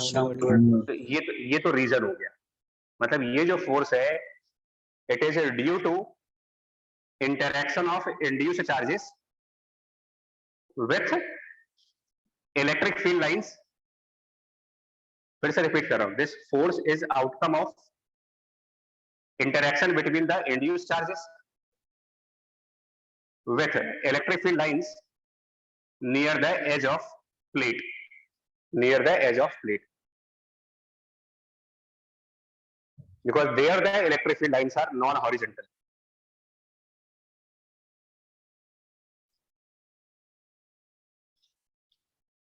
ठीक है, रीजन ओके? यस हटा दें इसको। Yes yes. अब आते हैं मैथमेटिक्स पर कि फोर्स निकालना है मेरे को, फोर्स कितना होगा। तो उसके लिए ऑप्शन बैटरी डिस्कनेक्टेड का केस है, तो हम लगाएंगे F बराबर माइनस d/dx और पोटेंशियल एनर्जी का राइट फॉर्मूला सेलेक्ट करना है। अब आप देखो यहाँ पर बैटरी डिस्कनेक्टेड है, तो Q square divided by 2C, ये फॉर्मूला ज्यादा एप्रोप्रिएट है बिकॉज Q कांस्टेंट रहेगा इसमें। यस और इससे जो आंसर आ जाएगा वो आ जाएगा Q square divided by 2C square multiplied by dC/dx। ये भी तुमको देखने में थोड़ा सा ऐसा लग रहा है, जब आप ना इसको लेक्चर के बाद खुद से करना, एक बार लेक्चर खत्म करके रिवाइज करके एक बार डेरिवेशन कर लेना, सारा डर खत्म हो जाता है। नाउ dC/dx निकालना है, उसके लिए कैपेसिटेंस पता होना चाहिए। इस सिस्टम की कैपेसिटेंस, यहाँ पर भी दो कैपेसिटर्स हैं, एक पैरेलल कॉम्बिनेशन हो जाएगा। हवा ये सब ऑलरेडी हो चुका है। ये दो कैपेसिटर्स पैरेलल में कनेक्टेड हैं, तो इनका कैपेसिटेंस इन दोनों कैपेसिटेंस को ऐड करके आएगा। CD plus CL। डाइलेक्ट्रिक में कितना एरिया एट प्रेजेंट डाइलेक्ट्रिक के कांटेक्ट में? B into X is the area which is at present in contact with the dielectric into epsilon into K upon D. Capacitance of dielectric part. Capacitance of this air part plus करेंगे because parallel में है। Area of air, हाँ, area of this air portion निकाल लें। B into L minus X into epsilon upon D. Capacitance आ गया। यहाँ से dC/dx निकालिए और यहाँ ले आइए, चेक करते हैं क्या आंसर आएगा। तो आंसर बनेगा Q square upon 2 times of C square, और dC/dx सिर्फ यहाँ से सॉल्व करेंगे। Epsilon not B/D into K minus 1 dC/dx। Epsilon not B upon D K minus 1, ये आंसर है फोर्स का। और फोर्स की डायरेक्शन बड़ी इंपॉर्टेंट है। यहाँ पर फोर्स जो है वो डाउनवर्ड लग रहा है, जिसका मतलब ये है कि फोर्स की टेंडेंसी होती है डाइलेक्ट्रिक को कैपेसिटर के अंदर कंप्लीटली इंसर्ट करने की। मतलब this is a very basic nature of the capacitor to be completely filled by the dielectric. और ऐसा वो क्यों कर रहे हैं कि वो कंप्लीटली डाइलेक्ट्रिक से फिल हो जाए? सर ये इलेक्ट्रिक फील्ड लाइन सब सीधी हो जाएंगी। सीधी हो जाएंगी। ये डाइपोल एनर्जी सा- मिनिमाइज हो जाएगा। हाँ, मतलब ये बड़ा इंपॉर्टेंट पार्ट है। HCV के ही आखिरी के 5-6 क्वेश्चंस इसके ऊपर हैं। फोर्स डाइलेक्ट्रिक के ऊपर अट्रैक्टिव नेचर की है, पहला पॉइंट। मतलब ये प्लेट डाइलेक्ट्रिक को अट्रैक्ट करेंगे अंदर की तरफ। और दूसरा पॉइंट, क्या ये कांस्टेंट फोर्स लग रहा है या वेरिएबल फोर्स लग रहा है? यहाँ पर एक बार फिर से देखिए। कांस्टेंट। आराम से जल्दबाजी नहीं। क्या कांस्टेंट दिख रहा है आपको इसके अंदर? क्या चीज ऐसी है जिसकी वजह से आप कांस्टेंट है? डिनोमिनेटर में सी है। सी तो चेंज होगा ही ना। और कैपेसिटेंस एक्स पर डिपेंडेंट करनी क्वांटिटी। पड़ेगी। फिर कैसे कह सकते हो? इसका मतलब इस बार फोर्स डाइलेक्ट्रिक पे वेरिएबल है। उल्टा हो रहा है। पिछले केस में बैटरी डिस्कनेक्टेड के टाइम पर कांस्टेंट फोर्स आई थी। यहाँ अब वेरिएबल की बार बैटरी डिस्कनेक्टेड पर फोर्स वेरिएबल है क्योंकि डाइलेक्ट्रिक के ओरिएंटेशंस बदल गई ना। अब की बार डाइलेक्ट्रिक विड्थ वाइड, इसके विड्थ को कंप्लीटली कवर कर रहा, एरिया को कंप्लीटली कवर नहीं कर रहा। और इसके पिछले वाले एग्जांपल में डाइलेक्ट्रिक एरिया को तो टोटली कवर कर रहा था, विड्थ को टोटली कवर नहीं कर रहा था। मतलब पार्शियल डाइलेक्ट्रिक दो तरीके से हो सकते हैं। पार्शियल डाइलेक्ट्रिक दो तरीके से, area is fully covered, width is not covered. Here the width is covered but the area is not covered. और दोनों के रिजल्ट अपोजिट है। मतलब मैं सर ये सारी बात इसलिए बोल रहा हूँ कि कुछ भी ऐसा नहीं है जिसको आप गेस वर्क पे कर सकते हो, अंदाजे पे कर सकते हो।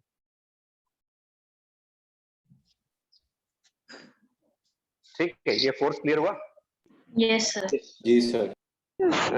और इसमें एक स्पेशल पॉइंट आएगा, अगर ये डाइलेक्ट्रिक कंप्लीटली इसके अंदर आ जाए, इसमें कंप्लीटली इंसर्ट हो जाए, डाइलेक्ट्रिक पूरा पूरा इस कैपेसिटर के अंदर आ जाए, मतलब ये जो एक्स है वो लेंथ एल के बराबर है। मैथमेटिकली तो अगर आप देखोगे तो मैथमेटिकली आंसर 0 नहीं आएगा, क्योंकि इवन अगर सर x जीरो नहीं होगी ना। हाँ, इवन अगर x बराबर l कर दे, if x equals to l when the dielectric is completely inside, तो हाँ x बराबर l करने पर भी कुछ कैपेसिटेंस बचेगी आपके पास। मैथमेटिकली ऐसा लगेगा कि कुछ फोर्स लगेगी उसके ऊपर। ऐसा लगता है कि मैथमेटिकली कि वहां डाइलेक्ट्रिक पर अभी भी फोर्स होगी, बट उसको अगर आप कंसेप्चुअल बेसिस पे देखो,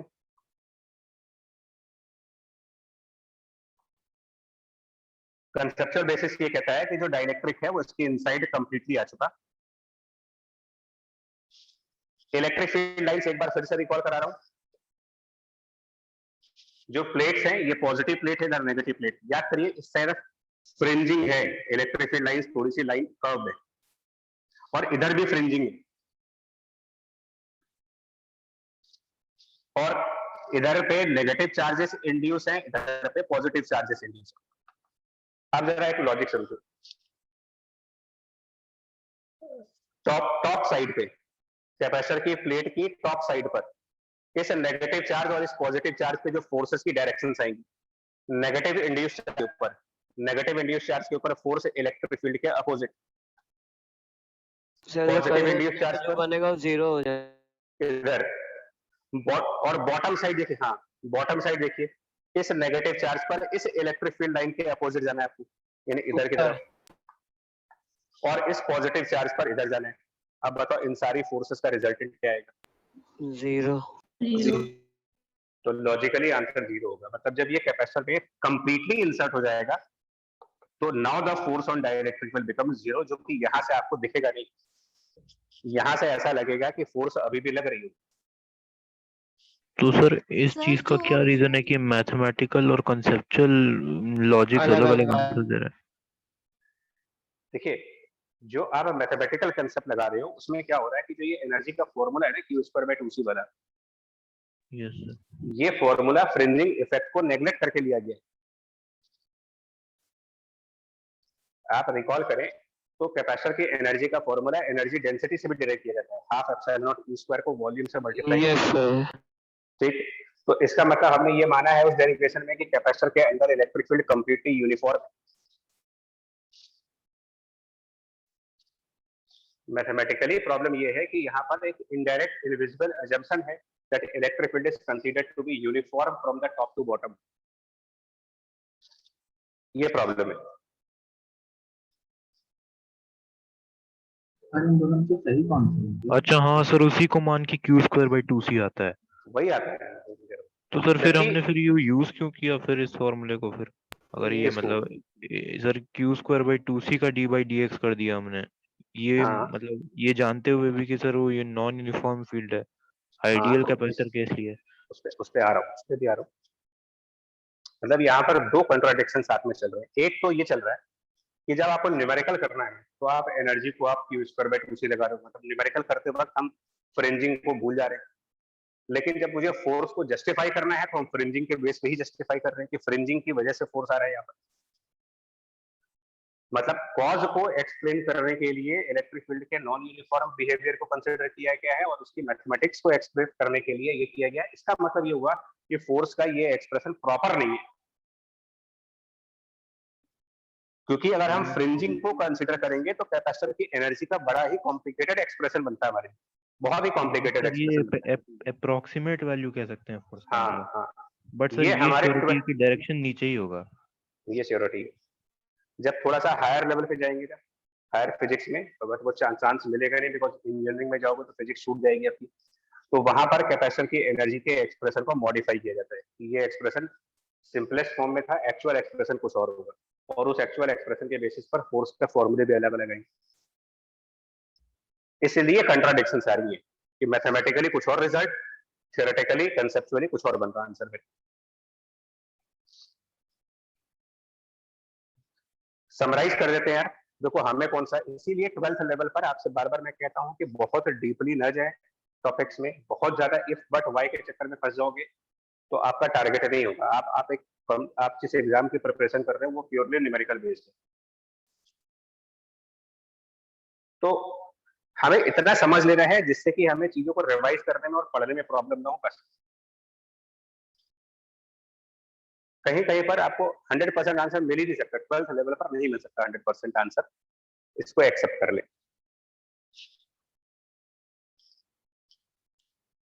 ठीक है, बताएं। Yes sir. यस तो ये ध्यान रखिएगा, ये जो पर्टिकुलर केस है डाइलेक्ट्रिक का, where width is completely covered but the area is not covered, ये केस काफी कॉमन केस है, सबसे ज्यादा क्वेश्चन भी इसी के ऊपर आते हैं। In this case when the dielectric will be completely inside the dielectric, completely मतलब width wise और area wise पूरा complete कवर कर लिया, फोर्स 0।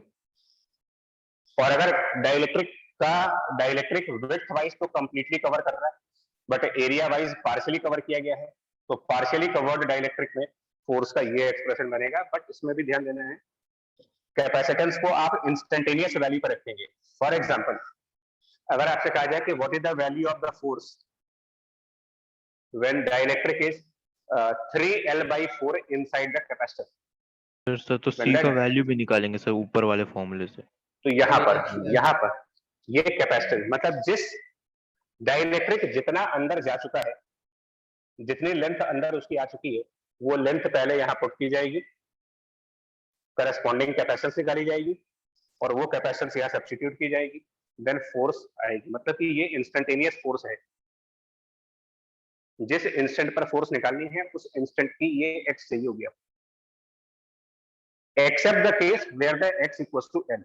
एक्सेप्ट उस केस में एक्स इक्वल्स टू एल एक स्पेशल केस है जिसमें फोर्स की वैल्यू इस फॉर्मूले से न दे करके लॉजिकली आप 0 बोल दोगे।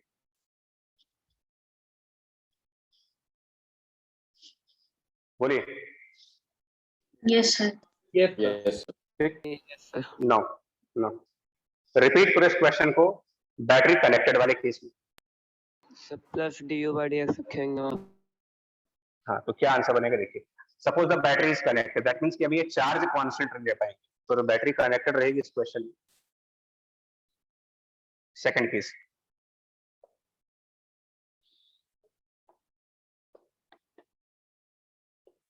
ये मान ली बैटरी कनेक्टेड है, तो पहली दो करेक्शंस करने होंगे। एक तो आप यहाँ माइनस नहीं लगाओगे तो फॉर्मूला चेंज कर देंगे, Q square bye 2c negative, और यहाँ पर, हाँ यहाँ पर हम हाफ CV स्क्वायर यूज कर हाफ लेंगे। CV square. Yes sir. इस तरीके से करोगे, जब आप एक तो ध्यान रखना बाहर का माइनस साइन अब नहीं आएगा, प्लस आ जाएगा यहाँ पर।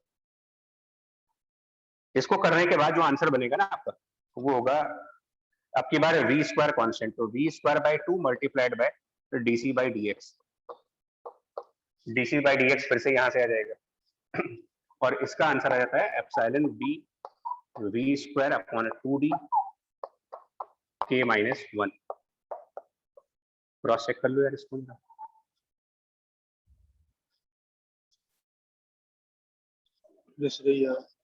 हाँ, और HCV के लास्ट के जो 5-6 प्रॉब्लम है जिसमें आपको डायरेक्टिव दिख रहे होंगे, वो सब इसी फॉर्मूले से सॉल्व करने वाले क्वेश्चन है।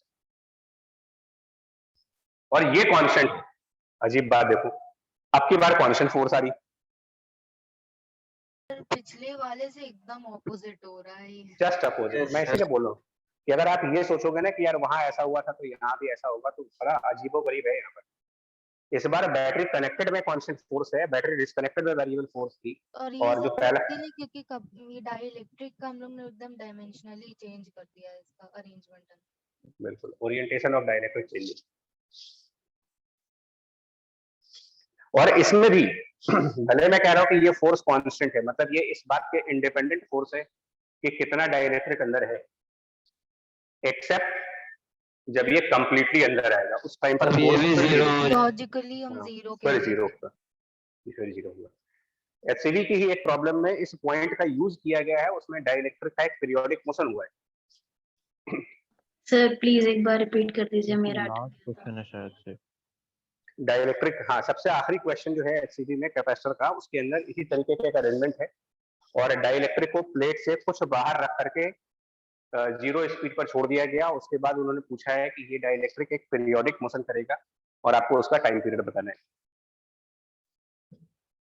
Time period of oscillation. अब यहाँ पर बहुत सारे लोगों में एक कॉमन मिस्टेक, टाइम पीरियड देखते ही उनके दिमाग में सबसे पहले क्या घुसता है?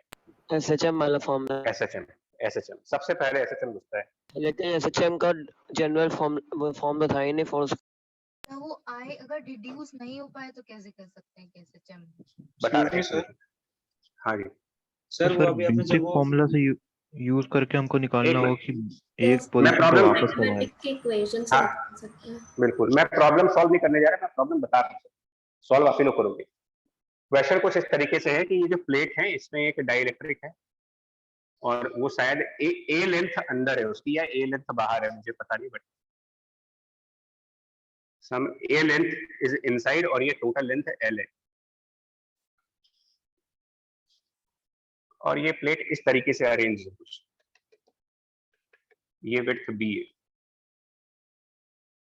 डाइलेक्ट्रिक का मास भी दिया हुआ है, डाइलेक्ट्रिक कांस्टेंट भी दिया हुआ है और t = 0 पर इसको रेस्ट पे छोड़ा गया। ये प्रॉब्लम है HCV की जो, और इस प्रॉब्लम को बाकी बुक्स वालों ने मॉडिफाई कर दिया है। बाकी बुक्स वालों ने इसी प्रॉब्लम में क्या कर दिया है, इधर पीछे डाइलेक्ट्रिक के स्प्रिंग लगा दिए, तो सेम प्रॉब्लम मॉडिफाई हो चुकी है।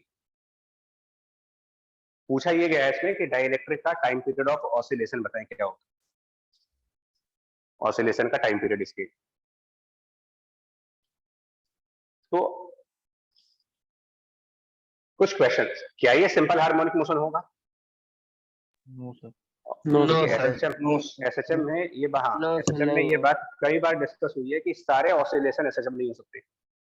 KX वाले माइनस KX के फॉर्म में आएगा तो होगा।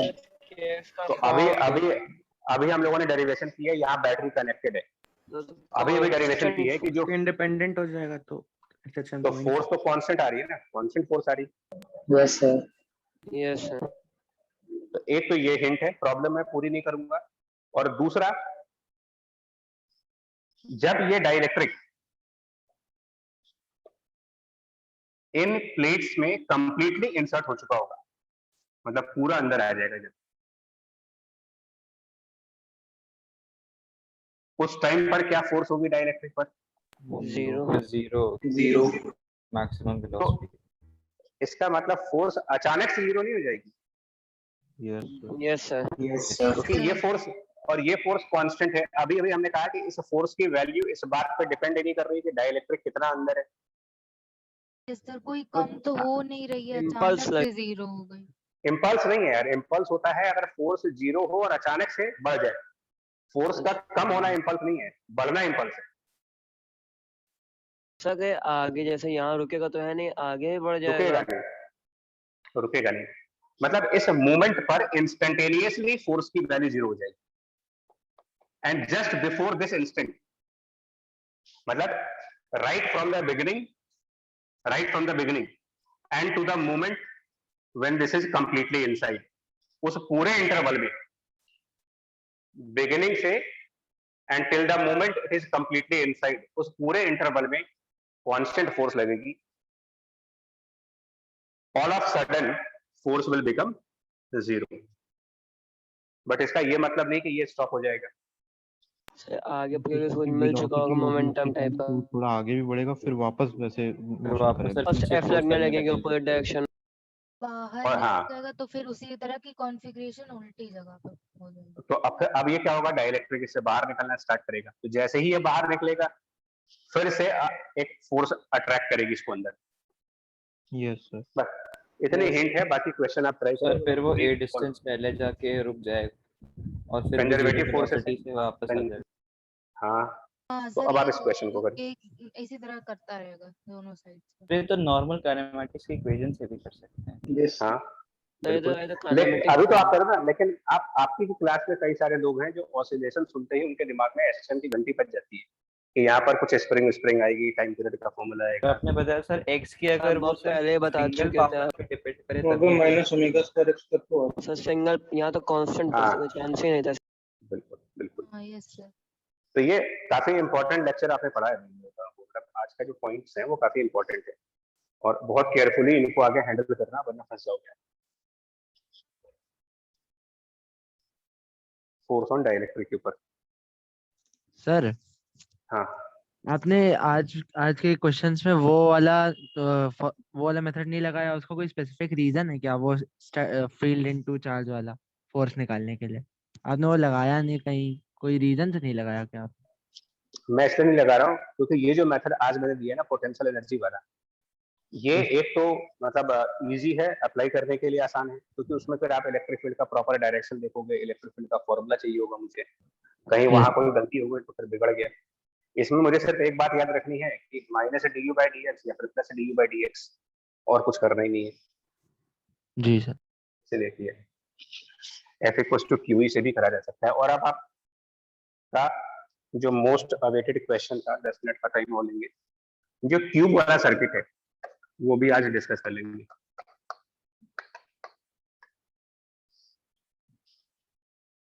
तो इसके लिए काफी लोग परेशान है कि इसका आंसर कैसे आता है। हालांकि कई लोगों ने इसको कर भी लिया है। Yes sir.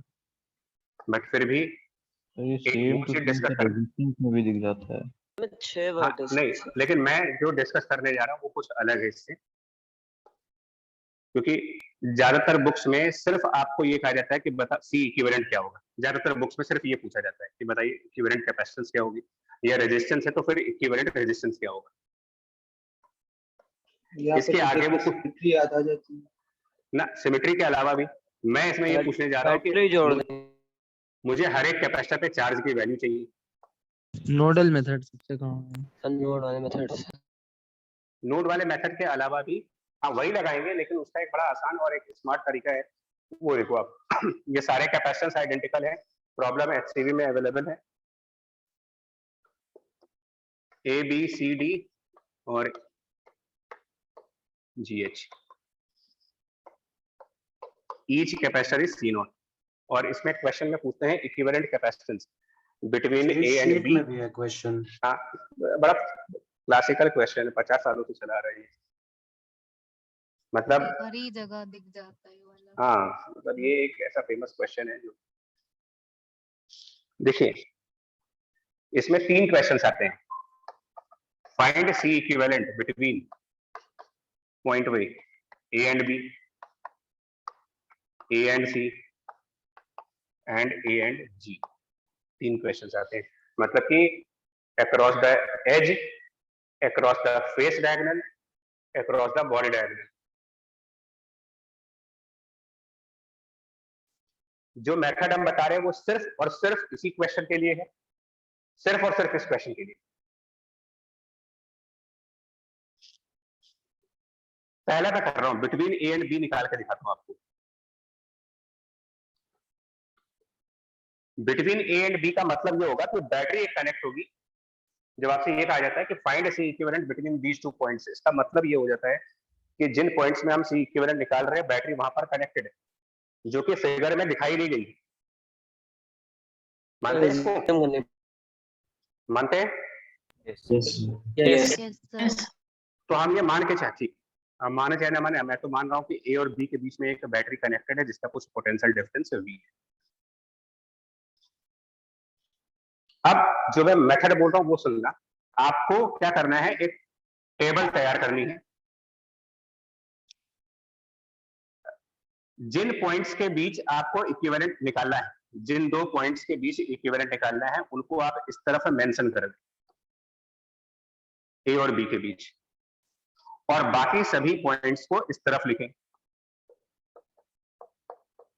एक टेबल बनाने जा रहे हैं। हमें जिनके बीच में इक्विवेलेंट फाइंड आउट करना होगा, लाइक फर्स्ट पार्ट में ए और बी के बीच में, तो ए और बी मैंने यहां लिख लिए, और बाकी के जितने वर्टेक्स हैं वो सारे वर्टेक्स आप इधर लिख दें। और अब मुझे ये काउंट करके बताओ, पॉइंट ए से पॉइंट सी के बीच, ए से सी के बीच में जाएं, शॉर्टेस्ट पाथ पर ए से सी के बीच का सबसे शॉर्टेस्ट पाथ बताइए, और नंबर ऑफ कैपेसिटर्स कितने हैं वो बताएं। ए टू सी सबसे शॉर्टेस्ट पाथ। डायगोनली जाके उसका कैपेसिटेंस भी तो होना चाहिए ना, मतलब आपको नहीं है पाथ सर, वो चूज करना है दो। जिसमें कैपेसिटेंस। दो कैपेसिटर आएंगे। लिखते जाइए। ए से डी, नोटिस करना, फिगर आपके सामने है, ए से डी का सबसे शॉर्टेस्ट, एक कैपेसिटर, ए से ई, एक कैपेसिटर, एक एफ, ए से एफ, दो ए से जी, तीन और एच दो अब आप सेम चीज रिपीट करो बी से सी, बी टू डी, दो, चलिए बताते जाइए क्या आएगा। बी से ई, अगला नंबर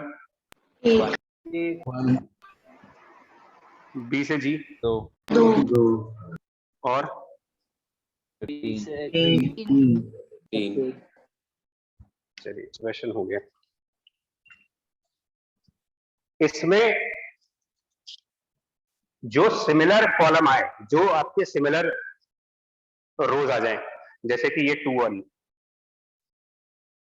और ये 2 1 सिमिलर है, ये एक आसान तरीका है सिमेट्री को आइडेंटिफाई करने का। सबसे आसान तरीका है सिमेट्री को देखने का। 2 1 2 1 सिमिलर है, ये बताता है मुझे कि पॉइंट सी और पॉइंट एफ सेम पोटेंशियल के पॉइंट्स है। मैं लॉजिक पे नहीं जा रहा इसके पीछे, आप ये मत पूछना लॉजिक क्या है इसके पीछे, लॉजिक है बट टाइम टेकिंग है। मैं सिर्फ क्वेश्चन के सॉल्यूशन का एक यूनिक मेथड दे रहा हूं। टेबल बनाइए, सिमिलर वैल्यूज 2 1 और 2 1, ये आपको बताता है कि पॉइंट सी और point F they are at same potential. तो मान लेते हैं यहां पर पोटेंशियल की जो वैल्यू होगी, इधर मैं पोटेंशियल भी मानने जा रहा हूं। सपोज पॉइंट सी का पोटेंशियल एक्स है, तो फिर पॉइंट एफ का कितना होगा? एक्स। ठीक है, एक पॉइंट हो गया आपका। और ये आप याद करना, पोटेंशियल मेथड में हम लोग बी पॉइंट पे तो 0 ही मानेंगे और ए पॉइंट पर वी, ये तो आपको पहले से याद होना चाहिए। एक है ना। नाउ और कौन से सिमिलर पेयर बन रहे हैं यहाँ पर? डीई सॉरी 1 2 1 2 सेम चीज। तो D and E R the points of the same potential.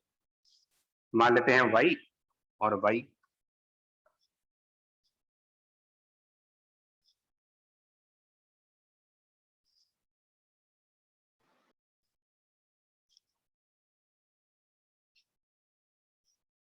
यहाँ तक ठीक है? Yes sir. Yes, sir. Rule बोलूंगा बहुत ध्यान से देखना, मैं बता रहा हूँ कि ये समझने में टाइम लगता है और जरूरी नहीं कि सबके लिए ये मेथड अच्छा हो। ये एक तो ये मेथड होता है, दूसरा मेथड सुनना, इसी में इसमें एक और प्रॉपर्टी भी आती है, एक और प्रॉपर्टी। जैसे ये 2 1 है और ये 1 2 है, मतलब यहां पर फ्लिप कर गए हैं चीजें, नंबर्स फ्लिप कर गए, 2 1 2 एंड फ्लिप्ड 1 2। नहीं, इनमें इनकी प्रॉपर्टी सुनना पहले, प्रॉपर्टी मैं बता दूं। जहां पर ये सेम नंबर्स आ रहे हैं वो सेम पोटेंशियल वाले पॉइंट्स हैं, और जहां पर आपके नंबर फ्लिप्ड है कॉम्प्लीमेंट, इन दोनों के पोटेंशियल का समेशन, इन दोनों के पोटेंशियल का समेशन भी होगा। Yes sir. इन दोनों के पोटेंशियल का समेशन, ये दूसरी प्रॉपर्टी। फर्स्ट प्रॉपर्टी फिर से रिपीट कर रहा हूं, 2 1 2 1 रिपीटेशन हो जाएगा, रिपीट कर जाए वैल्यू, सेम पोटेंशियल, रिपीट करने के साथ फ्लिप करेंगे 2 1 1 2, then sum of potential will be, sum of potential will be, property ध्यान रखना।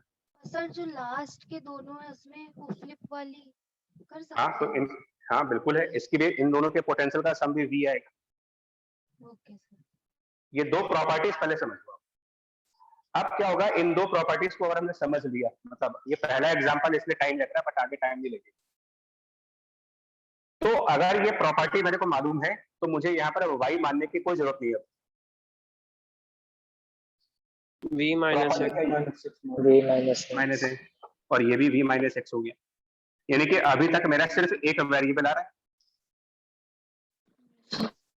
yes ठीक है, पॉइंट g को अगर मैं y मान लेता हूं तो फिर पॉइंट h कितना होगा, v माइनस y बस दो वेरिएबल्स में निपट गया, दो वेरिएबल्स में एक क्वेश्चन खत्म हो जाएगा। अब इसके बाद क्या करिएगा, ये टेबल बनाने के बाद क्या करना है, आप वो मेथड लगाओ नोड वाला।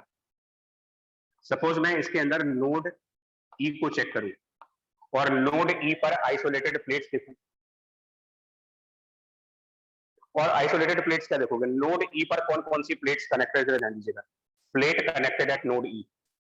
एक ये वाला कैपेसिटर, मैं उसको येलो से करते जा रहा हूँ, ये कैपेसिटर ई से कनेक्ट हो रहा है, ये कैपेसिटर ई से कनेक्ट हो रहा है, और ये कैपेसिटर ई से कनेक्ट हो रहा है। क्या बता सकते हैं कि इस कैपेसिटर में कितना चार्ज आएगा, अलग से दिखा दूं इसको, देखो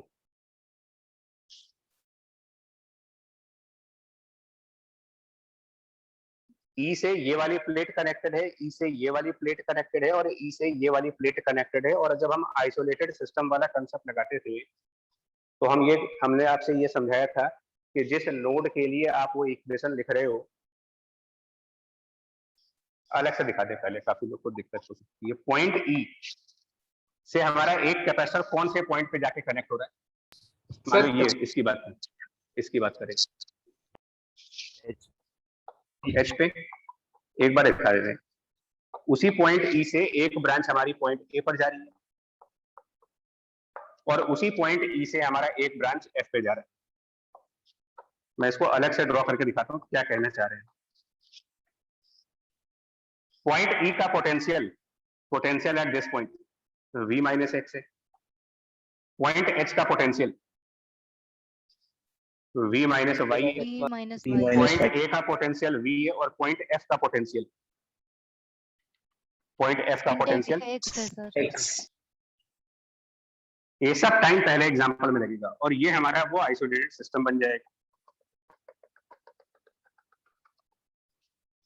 क्या बनेगी इक्वेशन, जरा ध्यान दीजिए, इक्वेशन रिकॉल करो आइसोलेटेड सिस्टम वाली, v माइनस एक्स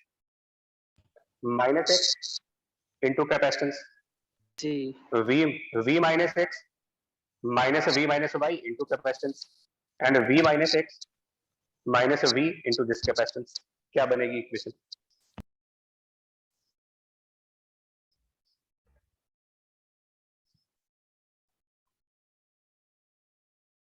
यहां तक समझ पाए कि नहीं, बताओ यहां तक समझ पाए? Yes sir. अब आगे जो कर रहा हूं फिर से, ये आइसोलेटेड सिस्टम वाला लेक्चर अगर आपके माइंड में होगा तब समझ पाओगे। Potential at this point minus potential on the other side, यानी कि v minus x multiply v minus x multiplied by capacitance. So फिर 4x ये minus y equals to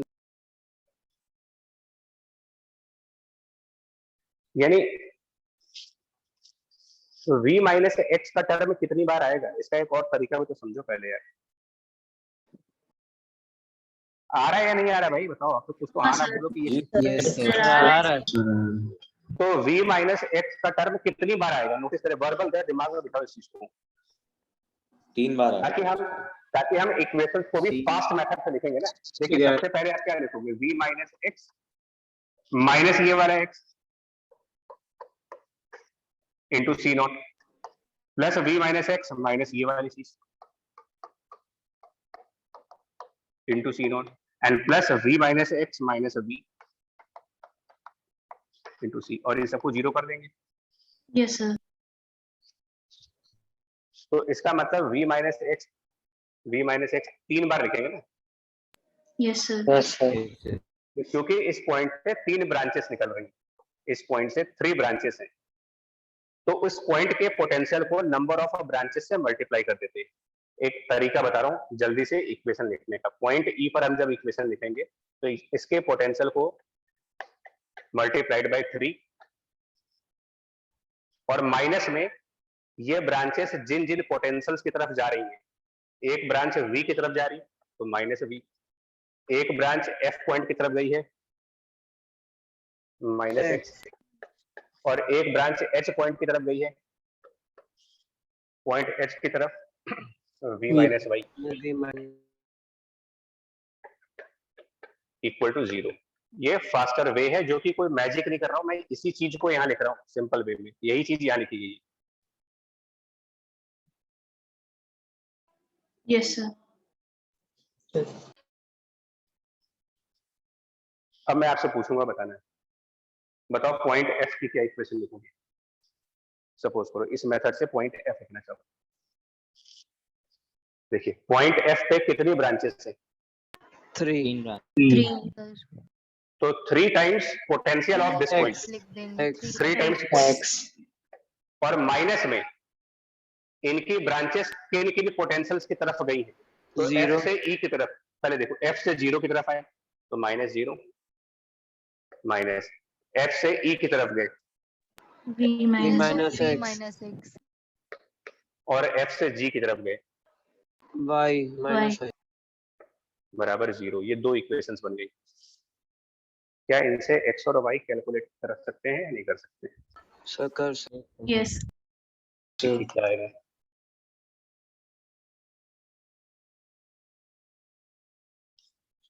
आज के पूरे लेक्चर को आपको 2 बार पढ़ना पड़ेगा कम से। सर ये नोट सिलेक्शन तो हमारे ऊपर है ना, कोई से भी 2 नोट्स कोई भी पकड़ ले लो, कोई भी 2 लीजिएगा एक्सेप्ट a और b। जी सर। मतलब इधर के इनमें से कोई 2 नोट ले लो आप, इनमें से कोई भी 2।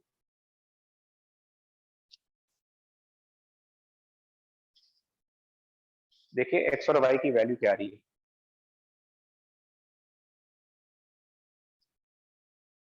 ये पहले एग्जांपल में लग रहा है मुझे टाइम पर, दूसरे में नहीं लगेगा। सर तो मान लीजिए, अगर मान लीजिए परपेंडिकुलर सिमेट्री से करते इसको, तो मतलब तब भी तो f और c का पोटेंशियल सेम आता। हाँ वो भी तरीका मैंने कहा, वो भी एक तरीका है पहचानने का। सर एक कंफ्यूजन हो रहा है सर। क्या सर कि a और b को जो ब्रांच ज्वाइन कर रहा है सर, उसके परपेंडिकुलर सिमेट्री का तो मतलब ही है कि एक परपेंडिकुलर लाइन जो कि मतलब उससे पास कर रही है उसके बाइसेक्ट करते हुए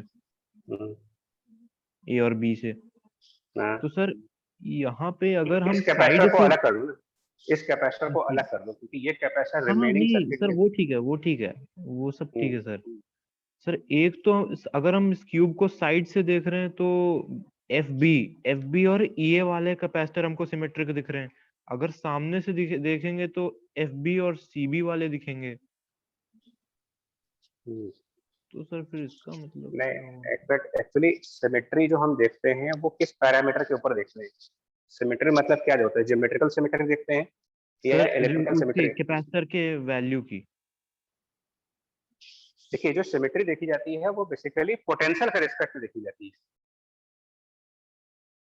जब हम ये कहते हैं कि ये दो पॉइंट सिमेट्रिकल हैं, दैट मींस कि उन दोनों पॉइंट्स का सेम पोटेंशियल है। हम ज्योमेट्रिकल सिमेट्री नहीं देख रहे इसमें।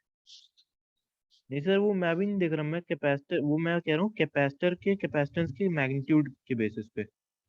ठीक है सर उसका आंसर अच्छा दे रहे हैं, 1 मिनट दे रहे हैं, उसका आंसर दे रहे हैं। पहले इसको जरा सॉल्व करना फिर बता रहे हैं। दोनों सेम ही क्वेश्चन।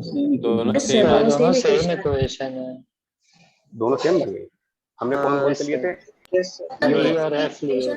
E और F तो अच्छा एक्चुअली क्या हुआ, हमने दोनों x वाली टर्म लिए ना, हमने जल्दी से वही प्रॉब्लम। दोनों पॉइंट्स वो चूज कर लिए जिनमें x था, तो ये गलती। एक पॉइंट और कोई ले लो, g वाला ले लो, या g ले लो, h ले लो, g वाला ले लेते हैं। तो 3 times potential at point g मतलब कि y। सर y आ जाएगा 3v/7। बच्चा 1 सेकंड बस, मैं इसको कंप्लीट कर दूं। g पॉइंट लेंगे तो 3 times of this potential minus now the potential eight h, v minus y, potential at point c जो कि x है, और पोटेंशियल एट पॉइंट f वो भी एक माइनस। अब ये इंडिपेंडेंट इक्वेशन हो जाएगी। हाँ अब आंसर बताओ क्या बन रहा है तुम्हारा? सर y तो 3v/7 था। सर 1 मिनट, x निकाल रहा है।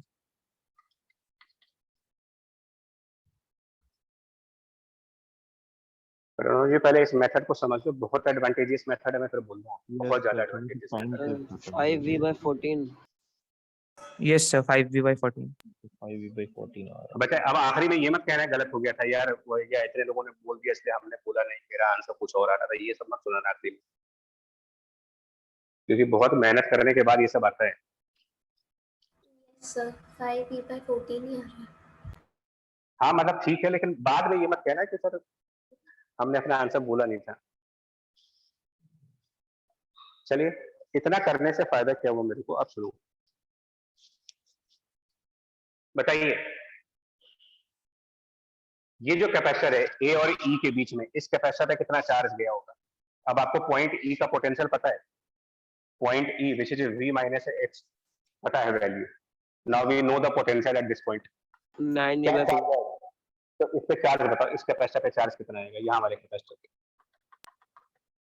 5c/14। 5/14। ए से ई वाले की बात हुई। अब ए से डी वाले पे कितना होगा? ए से डी वाले पे, ए से डी, पॉइंट ए का पोटेंशियल v है और पॉइंट डी जो कि v minus x, 5c/14। 5cv/14। और ये ए से बी वाले का, ए से बी, cv। ये बताइए इन तीनों कैपेसिटर को चार्ज करेगा कौन? क्या ये तीनों कैपेसिटर बैटरी से भी कनेक्टेड है? Yes sir. हाँ sir battery connected. Total charge supplied by battery निकालेंगे फिर। हाँ इसका मतलब इन तीनों प्लेट पर, यहाँ वाली प्लेट पर, यहाँ वाली प्लेट पर और यहाँ वाली प्लेट पे जो भी चार्ज डिपॉजिट होंगे, ये चार्जेस आएंगे कहाँ से? इन तीनों प्लेट पर बैटरी। यानी कि ये चार्ज बैटरी से आ गया।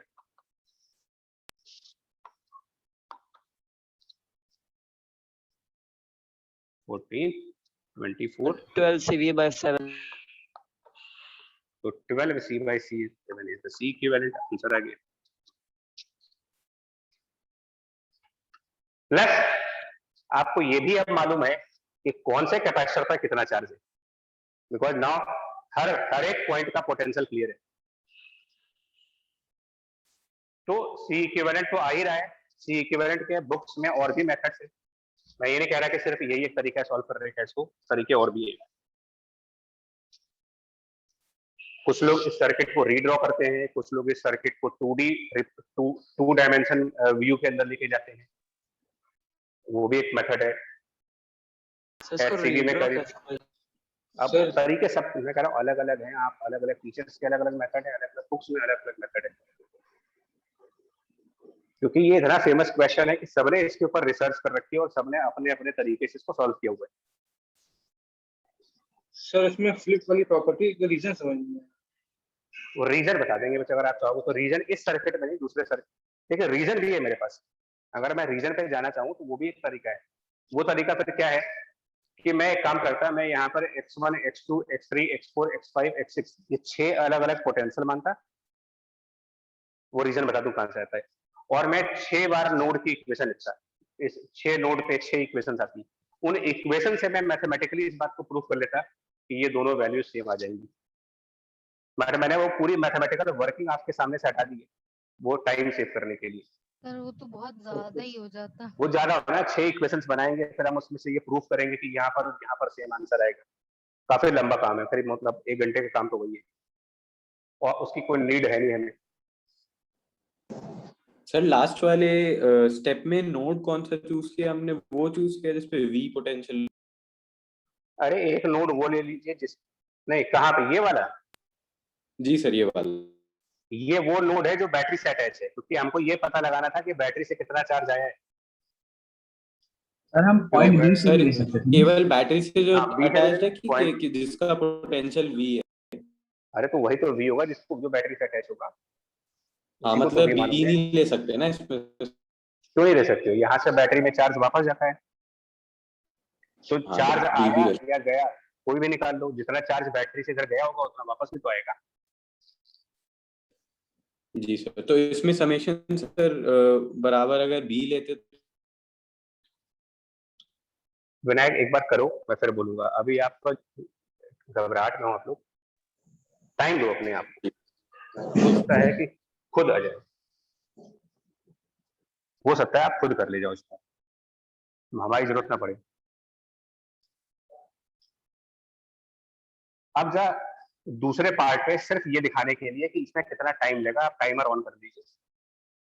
बिटवीन ए एंड सी वाला केस करते हैं। इधर पॉइंट्स लिखा B D E F G H. चलिए बताएं, जल्दी जल्दी बताएं यहाँ पर नंबर्स क्या क्या आएंगे। अब एक बार मेथड फॉलो हो चुका है, हम नाउ बिटवीन ए एंड सी चल रहे हैं। सर ए बी के लिए 1, अच्छा ए बी के लिए 1, ए के लिए 1,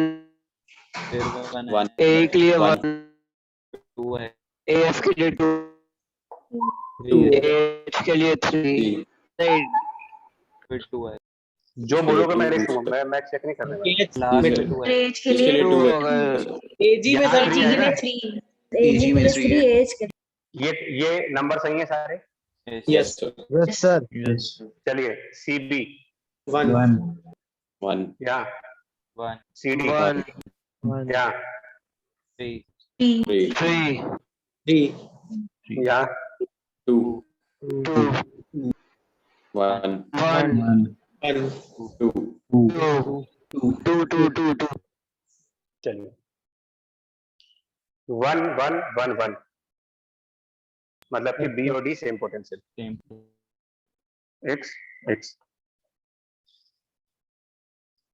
1 मोस्ट इंपॉर्टेंट पार्ट 2 2 और 2 2 वाई नहीं, वाई और वाई के अलावा ये फ्लिपिंग ऑर्डर में भी चलेगा।